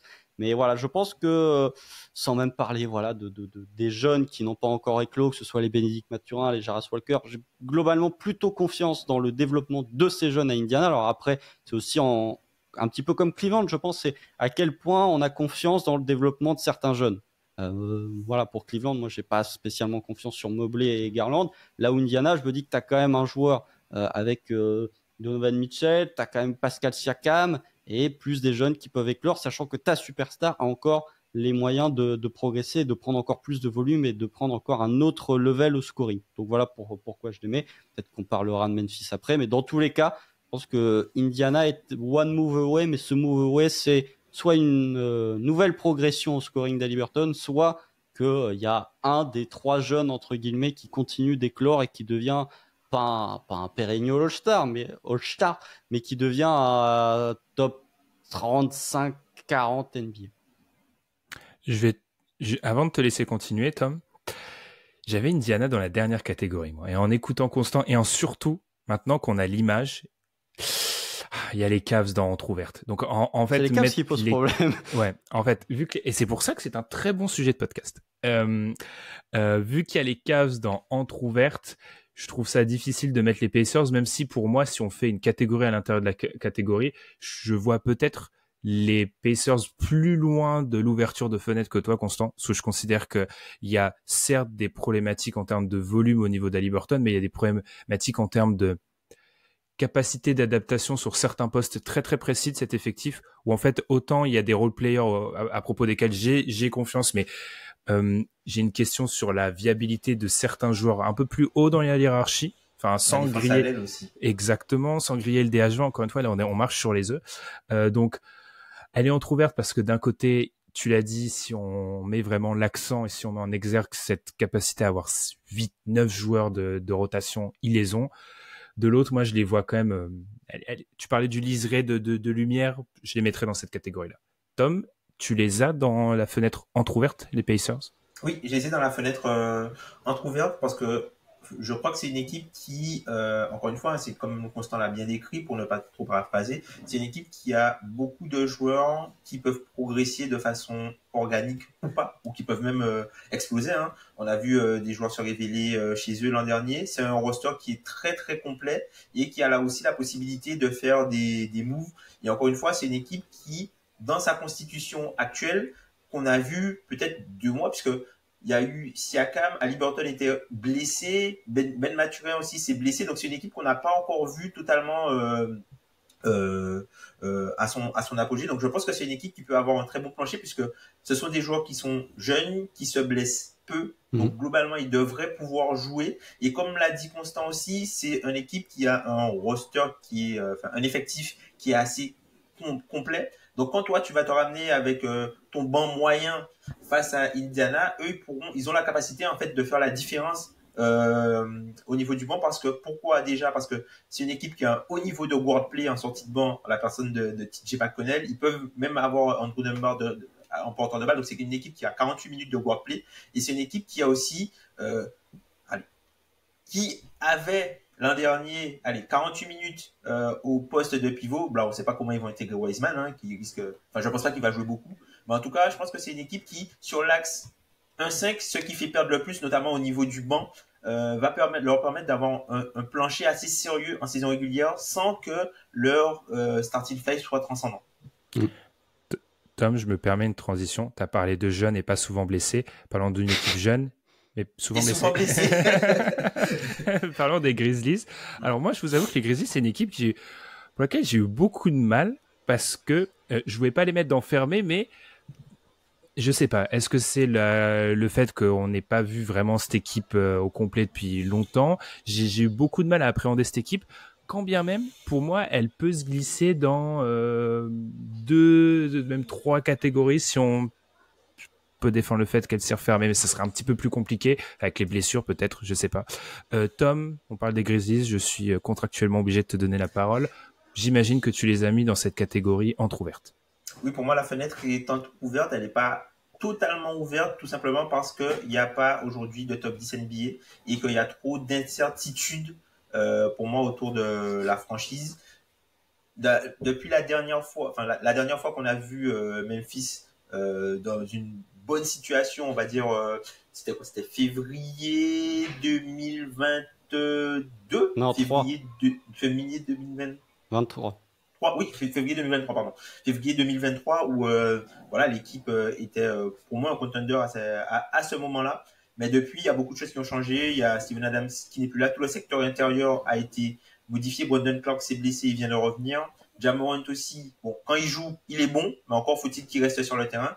Autre problématique avec Ja Morant, comme on l'a dit un peu en off, c'est un joueur qui n'a jamais fini une campagne de playoff sur ses deux pieds. Donc c'est quelque chose voilà qu'il faut notifier. En dehors de la première saison, la première série de playoffs qu'il a disputée face à Utah, toutes les autres il a fini blessé à la fin des playoffs. Donc voilà, il y a des incertitudes, mais je trouve que le plancher de saison régulière reste là, puisque il y a des joueurs qui ont progressé globalement. Il y a la variable d'ajustement avec des jeunes qui ont intégré leur projet comme JJ Jackson, comme Vince Williams. Vince Williams Jr. Aussi qui peut apporter pas mal de choses. Et il y a la grosse interrogation Zakidi sur le poste de pivot. Mais voilà, je trouve que le niveau globalement en termes de wordplay, la profondeur de l'équipe a été peut-être un peu oublié. C'est une équipe aussi qui se base sur la défense et que globalement les bonnes défenses arrivent à avoir des bons planchers de saison régulière, un peu comme les Cavs au final. Qui peuvent avoir des bons planchers de saison régulière et c'est une équipe qui, sur ces deux dernières saisons où elle a été entre guillemets au complet, a gagné plus de 50 matchs. Constant, je te laisse sur Memphis, si tu as quelque chose à rajouter. Moi, je suis très très chaud sur Memphis pour la saison prochaine. Je pense que beaucoup de gens ont oublié le niveau de Ja Morant lorsqu'il est sur un parquet NBA. Je pense que beaucoup de gens n'ont pas vu la saison de Memphis, n'ont pas vu le développement offensif de Desmond Bane et de Jaren Jackson Jr. lorsqu'ils étaient sur le parquet. Je pense que pour moi, t'as en fait les deux variables, c'est-à-dire que Memphis il me semble qu'ils ont tous leurs pics de draft échangeables. Oui. Donc, ils peuvent faire un gros move. Ils ont plein de salaires, entre guillemets, pour pour équilibrer, entre guillemets, pour récupérer peut-être un All-Star ou un joueur border All-Star. Et puis surtout, la progression des jeunes, entre guillemets. C'est-à-dire que tu parlais, Tom, du fait que Memphis, en 2023, était contender, mais Desmond Bane n'avait pas ce niveau offensif. Jaren Jackson Jr. n'avait pas ce niveau offensif. Et du coup... Même un JJ Jackson, potentiellement, qui a montré des choses intéressantes dans un rôle qui sera différent la saison prochaine, mais peut avoir une marge de progression. Et comme tu l'as dit aussi, les petits ajouts, que ce soit de JJ Jackson ou que ce soit de Vince Williams Jr., qui sont pour moi des joueurs qui peuvent être très utiles. Et il y a un point aussi, c'est que lorsque Memphis est en santé, si Memphis reste en santé, j'ai aucun doute sur le fait que c'est une machine de guerre de saison régulière. C'est-à-dire que Memphis, quand ils sont en santé, les deux saisons, c'est 50 wins minimum de saison régulière. Donc, à partir de là, sur le seeding, ça va bien t'aider. Et puis, il y a un autre point sur Memphis, c'est que je pense que c'est une équipe qui... Enfin, pourquoi je les mets dans entre-ouverte et pourquoi je les mets pas dans ouverte, c'est selon moi, justement, la rotation intérieure et surtout le poste de pivot pose trop de problématiques pour qu'elle soit ouverte, notamment avec le cas de Zakidi. C'est-à-dire que si tu avais gardé potentiellement Steven Adams, j'aurais pu dire que pour eux, la fenêtre était ouverte. Le Steven Adams de 2022 ou 2023, celui avant sa blessure, je pense que j'aurais pu la garder. Mais là, le poste de pivot est pour moi un point trop faible, sachant que Jaren Jackson Jr. peut jouer pivot, mais on va dire que c'est pas son meilleur rendement. Oui. Je pense que c'est pour ça, moi, qui les empêche. Mais je pense que Memphis, il y a un scénario assez probable où si on fait l'épisode dans un an, on peut dire que la fenêtre est ouverte. Mais pour l'instant, le poste de pivot reste une trop grande incertitude pour moi sur le fait qu'ils ne sont pas contenders pour cette année. Mais ils peuvent faire. Alors, le mot a souvent été cité, mais je suis peut-être celui qui est le plus traumatisé par les blessures, en fait. C'est moi. C'est ça qui me fait peur. On fait un classement sans blessure. Je pense que je les mets ric-rac entre 1 et 2. Mais moi, j'ai assez peur. Tu l'as dit, Tom, Ja Morant, capacité de l'équipe à juste rester en bonne santé. Ce qui, du coup, pour vous expliquer mon cheminement de pensée, c'est pour ça que j'ai finalement mis Indiana là, personnellement. C'est que je me dis qu'Indiana, même si, attention, un cycle de blessures défavorable ou favorable, parfois, il y a un côté hasardeux là-dedans. Donc, parfois, tu peux avoir une saison où plus personne se blesse et ça peut permettre à Memphis de basculer chapeau 1, mais il y a cette petite problématique, moi, que j'ai du mal à écarter. Tom, On a donc, récapitulons, dans cette catégorie pour l'instant, les Cavs, les Suns, les Pacers, les Grizzlies. Je me permets d'ajouter les Mavs. Est-ce que tu avais les Mavs, Tom? Non, les Mavs sont pour moi dans la tier au-dessus. Oh, alors je vais les garder parce que du coup ça veut dire que vous êtes tous les deux, on n'est pas d'accord. Alors qui tu veux rajouter, Tom? Moi j'ai 3 autres équipes dans ce tiers-là. J'ai les Sixers, j'ai les Knicks et ça va vous surprendre, j'ai Minnesota. Non, ça me surprend pas. Ça me surprend pas parce que j'ai Minnesota aussi. Tom, alors parle-nous de Minnesota si on va commencer par Minnesota.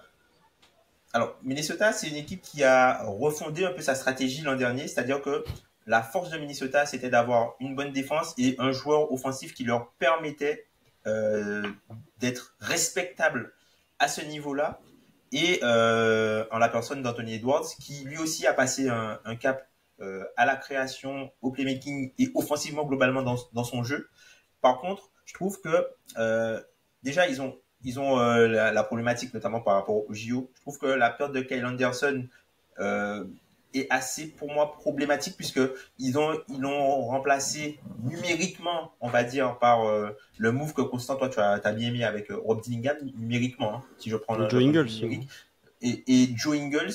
Voilà, je trouve que voilà, l'équipe va compromettre son équilibre défensif pour des joueurs qui offensivement sont peu sûrs. Donc je trouve que ça va baisser un petit peu le ceiling, notamment par rapport à Rod Dillingham. D'ailleurs, il y a aussi comment il s'appelle, c'est John Krasinski qui est passé Krasinski, voilà, qui est passé dans le podcast de Zach Lowe et qui disait justement que l'équipe n'a volontairement pas pris de backup pour que Rob Dillingham ait énormément de répétitions. Joueur de petite taille, rookie, ball handler, les premières saisons ne se passent jamais bien. Globalement, c'est voilà, face à des secondes units quand même. Je sais pas, en playoff, je sais pas. Ah non, pas en playoff. Je sais pas. Pas en playoff, mais donc, tu peux avoir une saison régulière de formation. Pour moi, c'est trop peu. Pour moi, après je connais pas le joueur concrètement. Voilà, je connais le profil du joueur, j'ai lu des choses sur lui. Et par rapport au manquement, je trouve que l'expérimentation va peut-être coûter trop cher. Et par exemple, c'est un joueur que je ne vois pas avoir plus de minutes entre guillemets. Aujourd'hui, en l'état, je trouve que c'est un joueur qui risque d'être l'année prochaine moins important que Alexander Walker, par exemple. Oui. Moi, j'ai juste un truc à dire. Tu l'as dit, Tom, déjà, mais c'est au niveau de la construction de l'équipe. Et on parlait beaucoup de cette polyvalence et cette capacité à gagner de plusieurs façons différentes. Je trouve que les Wolves, justement, ne s'inscrivent pas totalement dans ça. On a vu que c'était une équipe qui avait été, et ça a été dit, même assumé, pensé pour battre les Nuggets. Le problème, c'est que quand tu tapes les Nuggets en demi-finale de conf et que tu as 2 autres tours à gagner, les Wolves ont eu certaines difficultés. Après, il y a aussi une notion de injury luck, c'est souvent utilisé en NFL, tiens, ce propos-là, où ils ont eu beaucoup de réussite à ce niveau-là. Je trouve qu'ils ont certains overlaps, certaines superpositions sur certains postes, mais en termes de création notamment, s'il y a un ou deux joueurs qui se pètent, ils sont morts. Enfin, par exemple, ils ont plus Conley. On en parlait durant notamment la preview que j'avais faite sur les Wolves en playoff. Si Conley se pète, ils sont vraiment en grande difficulté. Donc c'est ça. Par contre, elle est assurément entrouverte parce que plancher défensif, progression d'Anthony Edwards, Ancre Gobert, l'effectif est profond, mais un petit cran en dessous. Ce qui va être assez marrant, Constant, je pense qu'on a, peut-être à part sur le cas d'Ellingham, on a globalement la même analyse, c'est juste dans notre interprétation des catégories, je pense que tu les as plus haut, du coup. Son tir 1.5 pour moi. Son tir 1.5. Voilà. Okay. En gros, il y a les 3 équipes que Tom a citées. Ils sont, pour moi, ils bénéficient du contexte 6 champions différents en 6 ans pour les mettre dans le 1.5 et du coup pour les mettre en fenêtre ouverte. C'est-à-dire que pour moi, c'est pas les clairs favoris, mais tu me dis, il y a un monde où les Wolves sont champions, les Wolves sont champions, Il est super tôt, c'est difficile pour moi. Non, il y a un scénario où tu me dis les Wolves sont champions, je fais ok, c'est pas le scénario le plus réalisable, mais pourquoi pas. Je trouve que Tom a parlé du fait que, oui, peut-être que Rob Dillingham va être un joueur pas valuable, mais c'est mieux de l'avoir que d'avoir personne, comme c'était le cas durant les playoffs 2023-2024. Donc c'est déjà un ajout en plus. Et je pense que il y a ce côté où Pour moi, en fait, ils sont pas dans la fenêtre entrouverte dans le sens où ils sont pas one move away. Pour moi, ils ont potentiellement déjà toutes les pièces pour avoir la fenêtre ouverte et ça repose peut-être sur un Karl Anthony Towns qui arrête de prendre 3 fautes en 15 minutes sur un match de playoff ou sur une progression d'Anthony Edwards. Et là, la progression d'Anthony Edwards, c'est pas genre, oui, la progression d'Andrew Nembhard ou la progression de J.J. Jackson. On parle d'une progression d'un joueur qui est déjà dans le DH20. Spoiler alert. Donc, ouais, pour moi, ils sont tir 1.5 parce qu'en plus, comme vous l'avez dit, l'assise défensive, ça va être une équipe qui va encore avoir un seeding très haut en saison régulière. Et bah, forcément, quand tu as un seeding très haut, tu te facilites déjà un peu plus la tâche. Donc, ouais, pour moi, ils sont dans ce tiers 1.5 où je peux pas mettre les Wolves au même niveau que les Pacers ou au même niveau que les Cavaliers, tout simplement parce que tu as l'assise défensive élite. Alors, comme Cleveland, mais tu as un peu plus de rendement, on va dire, un peu plus de synergie entre tes meilleurs joueurs, notamment offensivement. Vas-y, Tom. Et la dernière raison, je comprends littéralement ce que dit Constant. Effectivement, c'est vrai que c'est une vraie variable. Je trouve que effectivement, c'est justifiable effectivement qu'ils soient dans le 1.5. Je me dis peut-être que j'ai été peut-être un peu trop dur avec eux par rapport à ce qu'ils ont montré. Après, l'autre chose que je me dis, c'est que d'un point de vue financier, l'effectif ne va pas rester en l'état. Et en fait, vu qu'ils ont pas mal de joueurs au JO, enfin, la dernière fois que, par exemple, Gobert a fait la campagne internationale, il a eu un petit peu de mal à repartir en niveau NBA. Si c'est une équipe qui arrive avec... ils sont peut-être 5 victoires au-dessus des 50%, peut-être à la mi-saison. Je pense qu'ils vont regarder financièrement, ils vont dire on est à peu près 30 millions, quasiment 30 millions au-dessus de la seconde à prendre. On va devoir déconstruire un peu l'effectif pour pouvoir économiser de l'argent aux propriétaires, enfin aux propriétaires avec X, puisque on sait pas encore. On sait pas. Propriétaire inconnu. Voilà, on sait pas encore qui va payer pour ça. Et peut-être qu'ils vont être obligés de perdre en talent pour avoir un effectif viable financièrement pour le proprio. Ce qui pourrait du coup leur enlever un peu de chance de figurer plus haut. Eh bien, avançons. Du coup, effectivement, comme on est plutôt tous d'accord, je les ai mis dans cette petite tier list, je les ai mis à la première place de la catégorie la fenêtre. On va mettre les Cavs en dernier. Faut mettre du coup, ouais, je pense qu'on est assez d'accord pour peut-être avancer Memphis, peut-être ici. Et ensuite, on va dire que les trois là sont un peu en dessous. En gros, ce que vous pouvez comprendre, c'est que là, en gros, le 1.5 de Constant, c'est une version un peu... En gros, il faudra allier le 1.5 de Constant et la entrouverte de Constant pour avoir ce qu'on a fait plus ou moins avec Tom. Un gros trait. Finissons peut-être là où on est... Vas-y Tom, avec les Knicks, t'en as parlé. Tiens, je vais lancer Moi, Constant. Les Knicks et Philly aussi. Les Knicks, je les ai aussi. Là, je vais commencer, Tom, et tu me diras à quel point tu es d'accord. Vas-y. Je pense que je les ai là personnellement parce que l'effectif est trop riche. Il y a vraiment une politique, encore une fois, vis-à-vis de leur arrivée de Michael Bridges. J'arrête pas de dire Miles Bridges ces derniers temps. Quelle erreur. Michael Bridges. Commence à avoir un effectif qui a vécu les playoffs, certes pour l'instant avec des déceptions, mais qui a vécu les playoffs. Il y a trop de profondeur. De l'autre, pourquoi ils sont pas au-dessus? Parce que dans cette catégorie-là, ce qui est intéressant, c'est plutôt de se dire pourquoi ils sont pas au-dessus. Alors, je pense, et je spoil le DH20, qu'on est en dessous du consensus sur Jalen Brunson. Je pense qu'on est moins fan que le consensus de Jalen Brunson, tous globalement, et qu'il y a encore des notions de création offensive en playoff qui se posent. C'est-à-dire que le Jalen Brunson Ball, jusqu'à quel point ça peut être efficace en playoff. La perte d'Hartenstein qui fait beaucoup couler d'encre du côté de la fanbase des Knicks, je pense qu'elle risque de peser surtout vis-à-vis de la fragilité de Mitchell Robinson. Est-ce que c'est une équipe qui va être capable de rester en bonne santé dans ce secteur intérieur-là, où c'est quand même un peu important quand même, parce qu'on va commencer à faire certaines équipes à l'Est. Si tu arrives avec ton secteur intérieur et pas renforcé, il y a 2-3 équipes qui vont être mentionnées qui vont te poser problème. Donc c'est ça qui m'inquiète du côté des Knicks. L'effectif est trop profond, trop riche, mais d'un côté leur identité offensive en play-off, de l'autre leur fragilité sur le poste de pivot m'amène à m'inquiéter, et c'est dur de le mentionner comme un malus, mais il y a la problématique Julius Randle. Qu'est-ce qui se passe du coup avec Julius Randle dans cette équipe s'ils reviennent en play-off? Voilà. Alors, assez d'accord avec ce que tu as dit. Alors, peut-être pas sur Jalen Brunson, puisque moi, dans mon DH, je pense qu'il sera quand même assez bien placé. il y sera. Spoiler, spoiler, il y sera, Jalen Brunson. Mais globalement, la raison pour laquelle moi je les ai, une des raisons peut-être différentes pour laquelle moi je les ai là, c'est que je ne crois pas en Mitchell Robinson sur le long terme. Et je trouve que, encore une fois, hein, certes, ils ont perdu un backup qui pouvait jouer titulaire, et le backup qui pouvait jouer titulaire, il est remplacé par quelqu'un qui ne jouait pas du tout.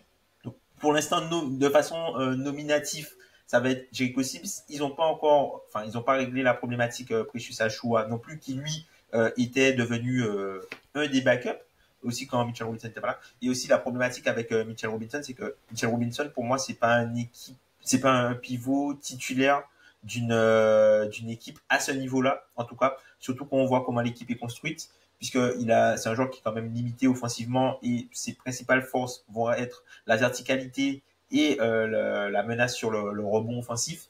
Et l'autre problématique que j'ai avec lui, c'est que on a parlé de la règle des 65 matchs, c'est un joueur qui a joué 65 matchs que 2 fois dans sa carrière, plus de 65 matchs que 2 fois dans sa carrière depuis qu'il est au Knicks, donc je suis assez inquiet par rapport à ça.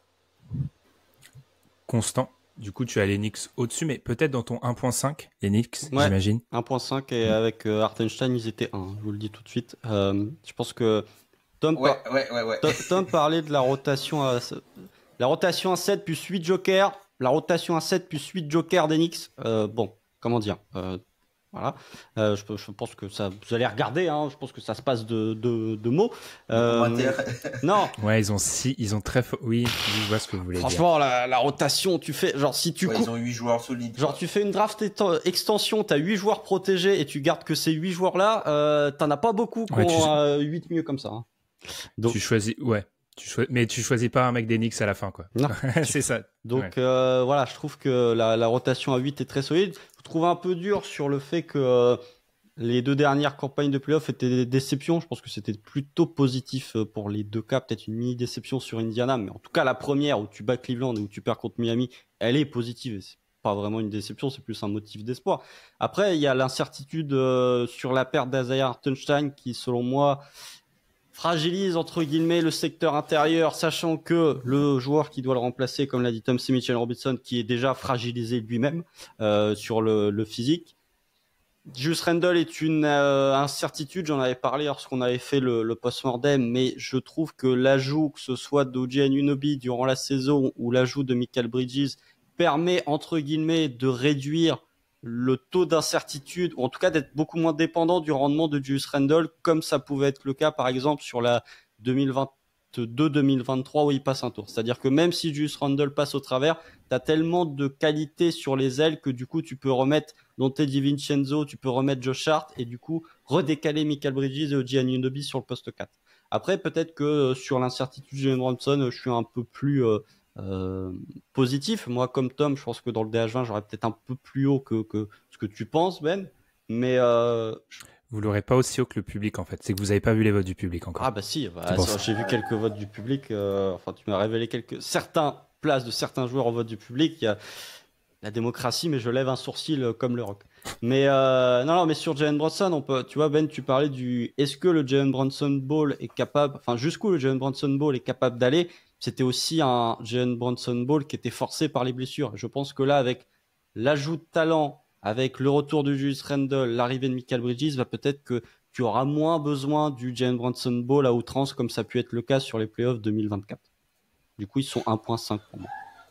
Par contre, je pense que tu vois, en saison régulière, ils ont des joueurs qui jouent, que Thibodeau va aimer faire jouer. Donc je pense que les gars vont jouer beaucoup. Donc je pense que je serais pas étonné qu'ils aient le first seed à l'Est l'an prochain. Je serais pas surpris. Ouais. C'est un truc c'est plus global vis-à-vis du discours des Knicks. Je pense que globalement, c'est une équipe qui a tellement souffert récemment je sais pas si on s'oblige ou si on veut croire en la belle histoire, mais si on fait de l'analyse sémantique de nos 5 derniers discours, c'est l'équipe à propos de laquelle on était le plus positif, en fait. Le plus positif, en fait. Il y a un truc vis-à-vis du discours des Knicks globalement ambiant. En fait, on est plutôt positif vis-à-vis des Knicks. Je sais pas comment le verbaliser, ça. Je sais pas si c'est vis-à-vis de ce qui s'est passé dernièrement, mais ça reste une équipe qui a certaines limites, voilà. Mais en fait, on cajole, je trouve, globalement. Qui a certaines limites, mais comme toutes les équipes.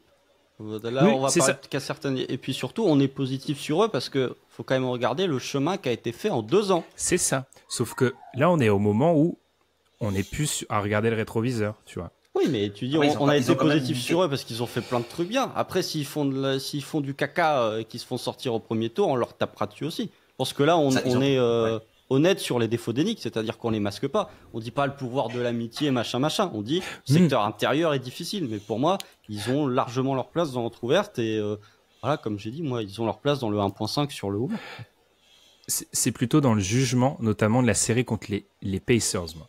Par exemple, où il y a bien évidemment il y a personne, il y a des problématiques de blessures, mais pour moi, leur campagne de playoff est une déception au vu de ce qu'ils font en janvier, ce qu'ils font. Certes, il y a les blessures, mais à la fin, en fait, les blessures font que, avec d'autres éléments, ça reste une déception. Mais je suis en train, déjà que si, on est bientôt à l'heure et demie, c'est une catastrophe. Tom, je te laisse terminer avec les Sixers. Moi, perso, les Sixers, je les ai un cran au-dessus. Donc, convainc-moi, Tom. Je veux passer de la théorie à la pratique, tout simplement. C'est-à-dire qu'aujourd'hui, les Sixers, c'est peut-être... ils ont une fenêtre ouverte d'un point de vue théorique, parce qu'ils ont un top 10 NBA, ils ont un ailier polyvalent qui est capable de scorer, de défendre, et ils ont un porteur de balle solide, même s'il a des défauts en playmaking, mais c'est un porteur de balle très solide, capable de générer des avantages et capable de prendre, capable de gérer une attaque ou du moins de scorer par lui-même. Par contre, il y a des role players autour, mais encore une fois, c'est quelque chose qui fonctionne dans la théorie. Moi, j'ai besoin de voir la pratique et j'ai aussi la problématique aussi des blessures avec cette équipe-là. Donc aujourd'hui, pour moi, la fenêtre est entrouverte parce que si ça se trouve, j'ai besoin de voir. J'ai juste besoin de voir. Si par exemple ils font, je pense en février, peut-être que ils seront la fenêtre est ouverte, voire ouverte plus quoi. On peut voir, on pourra peut-être voir plus que la lumière du soleil. Pour admirer le paysage quoi. Voilà. Okay. Mais pour l'instant, pour moi, ça reste que de la théorie et voilà, j'attends vraiment la pratique. Ok. Eh bien, je vous propose, avant d'enchaîner, de donner un peu la parole constante sur les Sixers, de clore cette catégorie parce que là, du coup, elle est fermée, cette catégorie-là, sachant que personnellement, j'ai les Sixers au-dessus, donc ce qui fait que la majorité bascule vers la catégorie numéro 1. Donc, dans cette fenêtre entrouverte, on a les Wolves, on a les Grizzlies, on a les Knicks, on a les Cavs, on a les Suns et les Pacers. Terminons et il nous reste 6 équipes pour le haut. On a commencé à parler des Sixers. Constant, un mot sur les Sixers. Est-ce qu'ils sont dans ton 1.5 ou dans ton 1.1 quoi? 1.5. On aurait dû faire une catégorie, la fenêtre s'est réouverte d'une saison à l'autre et on aurait mis la catégorie Philly. Tout simplement parce que pourquoi je les mets dans le 1.5? Comme l'a dit Tom, trop théorique, mais du coup la théorie me donne envie d'y croire. C'est-à-dire que on l'a pas suffisamment vu, enfin on n'a même pas du tout vu cette équipe pour que je les mette dans le tier 1. Mais sur le papier, c'est suffisamment excitant, entre guillemets, pour ne pas les mettre sur la fenêtre étant ouverte. Alors après, ça dépend de plein de facteurs. Ça dépend de la santé de Joel Embiid, ça dépend du rendement en playoff de Paul George, ça dépend du niveau de shotmaking de Tyrese Maxey, est-ce que ce sera le même que celui face aux Knicks. Mais il y a trop d'éléments, selon moi, qui sont positifs pour les mettre en tant que contender. Déjà, le coaching. Nick Nurse, c'est quand même un espèce de savant fou en playoff. La valeur du seeding, encore une fois, à partir du moment, si Joel Embiid, alors c'est un énorme si, mais si Joel Embiid est un minimum en santé, c'est une équipe qui va avoir l'avantage du terrain au minima au premier tour. Et donc voilà, je pense que c'est un effectif, même la rotation à 7-8, les petits ajouts, entre guillemets, soit les petits ajouts, soit les petits ajouts, soit les joueurs qu'ils ont gardés, Caleb Martin, j'ai des incertitudes, mais garder Kelly Oubre, garder Kyle Lowry, etc. Pour moi, ils sont 1.5 parce que le trio est quand même fort et que malgré tout, ton starting 5, enfin, ton 4e et ton 5e titulaire n'est pas si faible que ça, mais on n'a pas vu suffisamment pour les mettre en tiers. Sous certains aspects, j'ai l'impression que ça aurait été la définition qu'on aurait pu faire alors il faut nuancer, mais des Clippers il y a quelques années en fait. Globalement, où on croit à la théorie, mais on attend de la bulle. Ouais, on on croit à la théorie, mais on attend de voir la pratique. Je pense que c'est aussi par rapport à ça que eux, on attend de voir. Parce qu'on était peut-être trop chaud sur les Clippers, on a été refroidis. Le traumatisme Clippers, du coup, vis-à-vis. Eh bien, enchaînons. Alors, est-ce qu'on est tous d'accord? Là, je vais un peu transformer la question pour dire qu'à l'intérieur de cette catégorie-là, l'équipe qu'on met le plus loin, peut-être, si on fait un chapeau à l'intérieur du chapeau, ce sont les Mavs. Je récapitule les équipes qui nous restent. Il nous reste les Celtics, les Mavs, les Nuggets, les Bucks et le Thunder. Est-ce qu'on est d'accord? Allez, oui. Alors, vous hésitiez avec qui? Milwaukee, OKC. Moi aussi, les Bucks. J'hésitais avec les Bucks. Ah, mais là, on arrive aux frontières de mon objectivité, là. Donc, ça marche plus. Ça marche plus, là. Eh bien, allez, on va parler des Mavs au début, puis on verra après. Les Mavs, question, il y a 6 mois, ils étaient là aussi? Non. Il y a 6 mois, ils étaient entrouverts. Ouais, entrouverts, parce qu'ils ont Doncic. Ouais. Et parce qu'ils ont, même quand tu vois les Doncic et Kyrie, et même quand tu vois en fait, c'est qu'on a changé d'avis sur Jason Kidd grâce à ce round de playoff aussi, sur la valeur de Jason Kidd. C'est-à-dire que si on avait fait la tier list en février, on avait dit Jason Kidd, quel gros coach de merde, tu peux rien faire avec un coach comme ça. Et puis en fait, on a vu les playoffs de Jason Kidd, les ajustements et le fait qu'il a outcoach quasiment tous les coachs qu'il a rencontrés.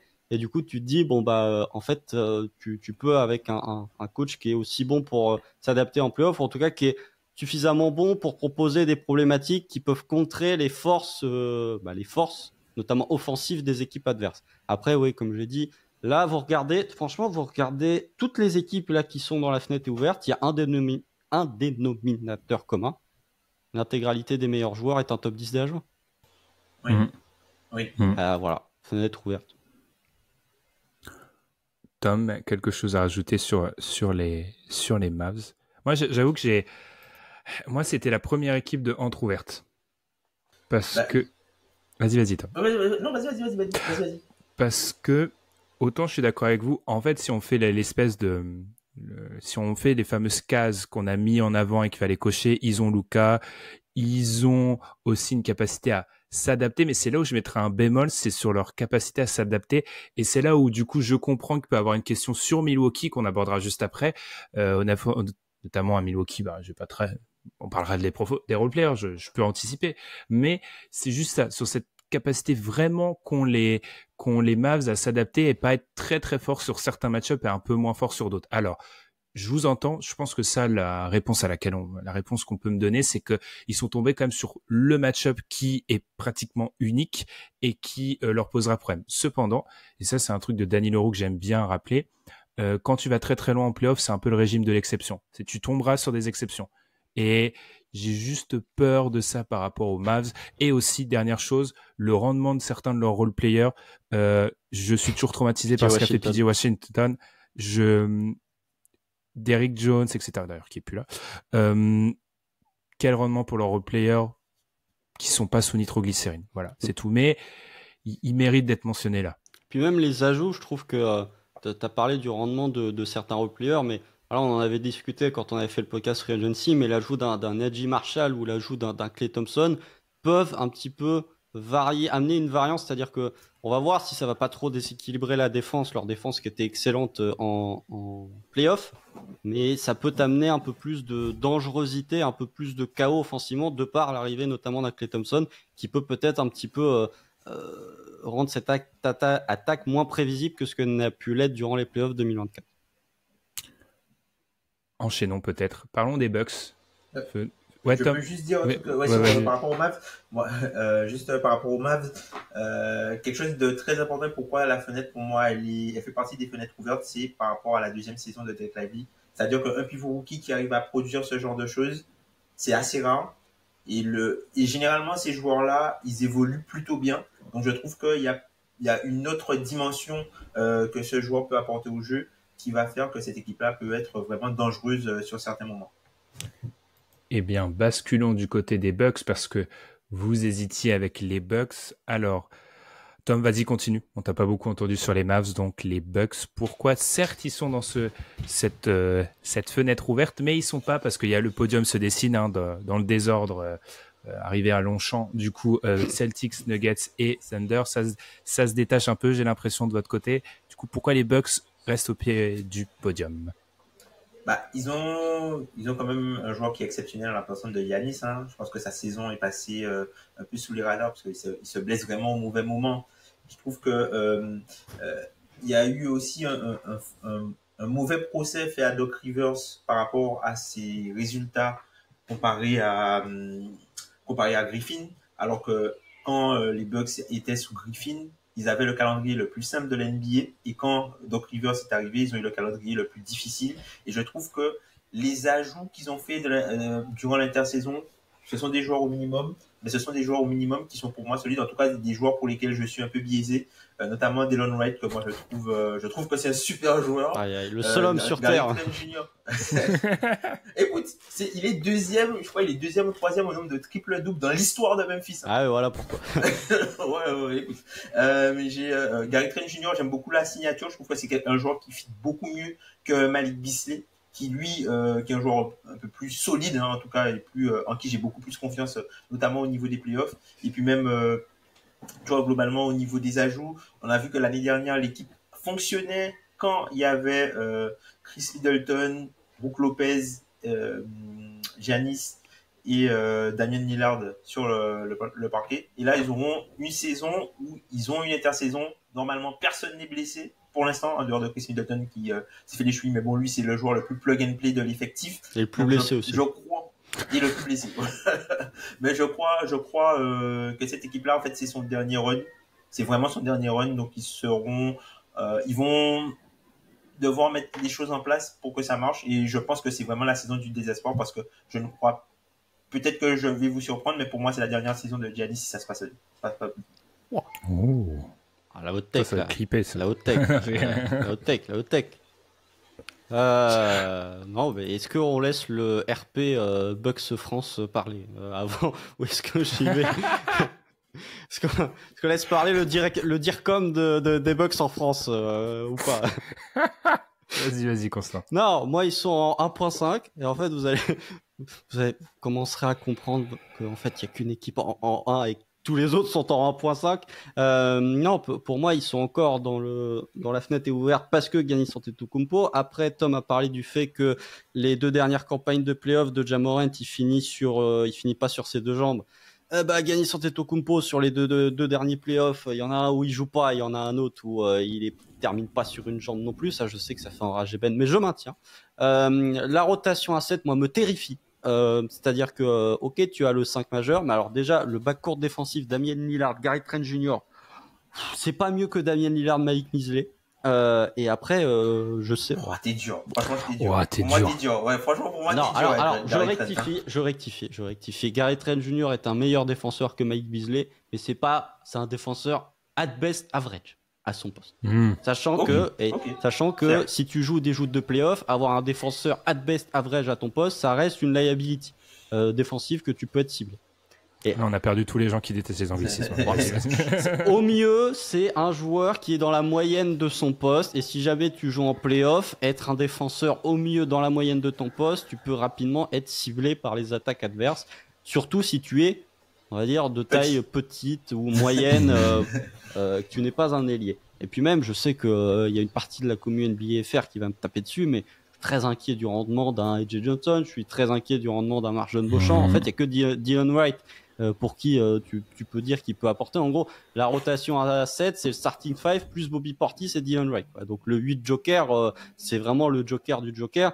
Et puis les blessures, la santé de Chris Middleton et surtout l'affaissement, enfin la chute de niveau de Brook Lopez défensif. C'est-à-dire que Brook Lopez, quand tu regardes le run des Bucks où ils sont champions, est quand même très important et ça fait 1 voire même 2 saisons où il est quand même en baisse au niveau de son rendement défensif et il devient de plus en plus un joueur prévisible que tu peux sanctionner sur du drop. Et ça m'inquiète parce que tu as difficilement une alternative. Après, et puis on fait une dédicace à Amine, mais Doc Rivers. Voilà. Après, je leur laisse le bénéfice du doute sur première année, changement de coach en cours de saison, peut-être que tu peux faire mieux que ce qui était l'an dernier, et peut-être que si Damien Lillard, on en parlera peut-être ou peut-être pas dans le DH20, si Damien Lillard retrouve le niveau qui était le sien à Portland, ou en tout cas s'il retrouve un niveau correct, entre guillemets, qui n'était pas celui du Damien Lillard de l'an dernier, ça peut changer beaucoup de choses pour Milwaukee. Pour faire court sur Milwaukee, pour moi, il paye vraiment le changement de coach dans le sens où un des rares trucs, et on ne le dit pas assez, que Griffin avait mis en place, c'est la responsabilisation des jeunes. Et dans un monde parfait, ils arrivent cette saison avec des jeunes qui ont déjà une saison régulière dans les pattes et qui peuvent être de vrais role-players à la fin de la saison d'après parce qu'ils auraient 2 saisons de régulière dans les pattes et peut-être une première campagne de playoff. Doc Rivers est arrivé, il a changé ça, ce qui fait que, comme tu l'as dit, les Marjane Beauchamp, etc., ont peu vu le terrain après. AJ Griffin l'a vu, lui, un peu, mais ce qui fait que tu dois à nouveau les re-responsabiliser, c'est assez compliqué. Vis-à-vis des Bucks, je suis plutôt d'accord avec tout ce que vous avez dit.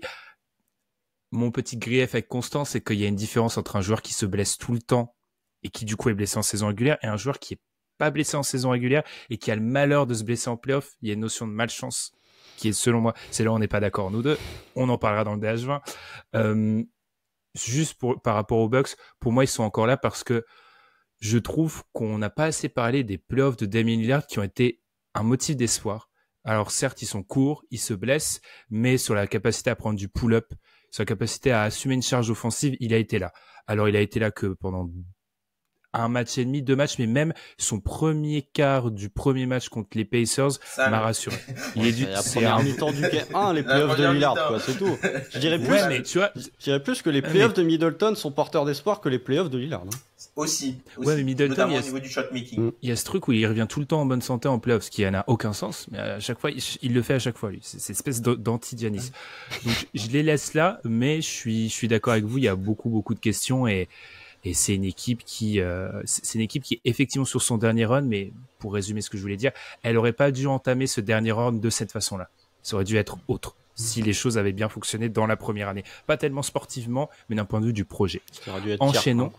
Je voulais juste rebondir sur ce qu'on Constant a dit, notamment par rapport à Brook Lopez, où ça pourrait être potentiellement le joueur, si jamais s'il faut bouger quelque chose, entre guillemets, dans cette équipe-là, c'est le joueur qui pourrait bouger pour récupérer une pièce et mettre peut-être plus Giannis en pivot, je sais pas, potentiellement, et aller chercher un ailier peut-être avec lui.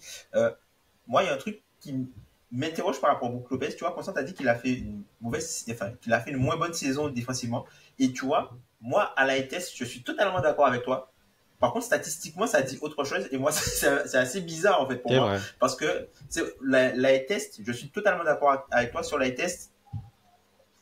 Regardez juste les Knicks Bucks pour voir qu'est-ce qui se passe quand Jalen Brunson rentre dans la raquette et de voir, à chaque fois qu'il défie beaucoup de best, tu oublies la notion de protestation. Et je pense que je suis peut-être un peu perturbé par ça parce que quand tu reprends, par exemple, les statistiques, l'an dernier, c'est lui le joueur qui a contesté le plus grand pourcentage de tirs qui ont été pris au cercle.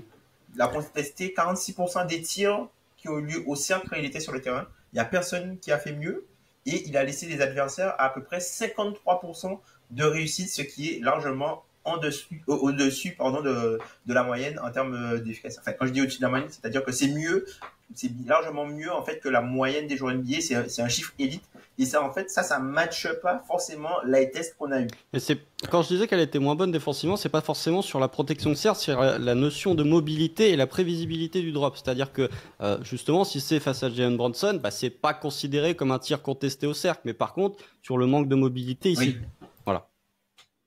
Manque de mobilité, il faut pas aussi sous-estimer leur début de saison où les mecs ont beaucoup parlé dans la presse ou à jouer du drop, à jouer du switch, à faire switcher. Ouais, les mecs ont dit que ça a beaucoup influencé leur défense durant la saison et oui, Brook Lopez est plus très mobile. Messieurs, j'ai pas une proposition, une obligation pour vous. Il y a 2 heures, on s'approche des 2 heures, je veux pas faire 2 heures. Donc, on avance. Il nous reste 3 équipes. Allez, on va parler de OKC. Constant, je te lance sur OKC. Est-ce une bonne idée? Je ne sais pas. Vas-y, Constant. Si tu veux hésiter les 2 heures, peut-être pas, mais non, 1.5. 1.5, tout simplement parce que je pense que c'est une équipe qui a encore trop d'incertitudes sur sa deuxième option offensive. C'est-à-dire que si Jalen Williams était, je sais pas, dans sa 5e, 6e saison et que c'était un multiple All-Star, serait tier 1. Mais là, il y a trop d'incertitudes. Et il y a même, j'ai envie de dire, il y a même trop d'incertitudes sur ta 2e et ta 3e option offensive. C'est-à-dire que on a vu en playoff le rendement de Jalen Williams et de Chet Holmgren. Et on est obligé de juger en l'état de ce qu'on a vu sans trop se projeter. C'est-à-dire que pour moi, c'est une équipe qui, vous regardez la rotation à 8, voire même la rotation à 9, elle est de grande qualité avec l'ajout de Caruso et l'ajout d'Artemstein. Vous regardez la différence, enfin, la capacité d'avoir un effectif qui est polyvalent et du coup de s'adapter à tout type de défense ou tout type d'attaque. L'arrivée de Caruso et d'Artemstein permet ça. Mais moi, ce qui m'empêche, pour moi, la fenêtre est ouverte, me tapez pas dessus les fans de OKC, mais ce qui les empêche de les mettre dans le tier 1, c'est vraiment cette incertitude sur le fait que tu as une 2e option qui a montré certaines failles et que je suis obligé de juger en l'état sur ce que j'ai vu. Et je peux pas dire, bah oui, en fait, la saison prochaine, Jalen Williams, il va faire comme sa saison régulière, il va être capable de mettre 25 points. Ça, plus les blessures qui ont quand même injury luck, qui ont quand même été incroyables du côté d'OKC la saison passée. Et un tout dernier point, et ça, on en parlera je pense qu'on en parlera sur le DH20. Shai Gilgeous-Alexander a été monstrueux face à Dallas, mais ce n'était qu'une demi-finale de conférence dans des circonstances où son shot-making est à un niveau Devin Booker face aux Nuggets 2023-esque. Donc, je me méfierais quand même de ça, mais il reste en 1.5. Tom?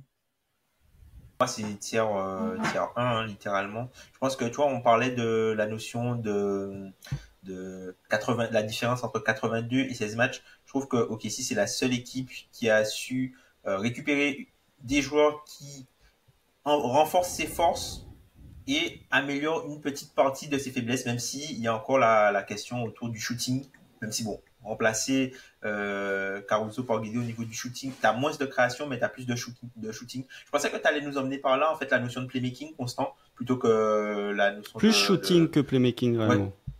Ouais. Ok. Donc, moi, je pense que c'est une équipe qui a aussi beaucoup de marge, et c'est aussi l'une des raisons pour laquelle elle est là, c'est que ce qu'on a vu l'an dernier, il y a de fortes chances que les joueurs qui ont joué les minutes soient meilleurs que ce qu'ils ont joué l'an dernier. Si on prend les mêmes joueurs l'an dernier et les mêmes joueurs à cet instant, entre l'expérience, le vécu collectif, je trouve que c'est une équipe qui a un plancher par la progression organique qu'il devrait avoir au sein de son effectif. Tom, je reste avec toi parce que mon petit doigt me dit que Constant qui nous a révélé avoir une seule équipe dans son chapeau 1 à Boston. Donc, j'ai une question pour toi, Tom. Partons du principe qu'on met parce qu'on fait un semi-classement là quand même, qu'on met Denver dans ce chapeau, dans cette partie fenêtre de titre ouverte. Est-ce que leur fenêtre est plus proche de celle du Thunder ou est-ce qu'on est sur la baie vitrée des Celtics?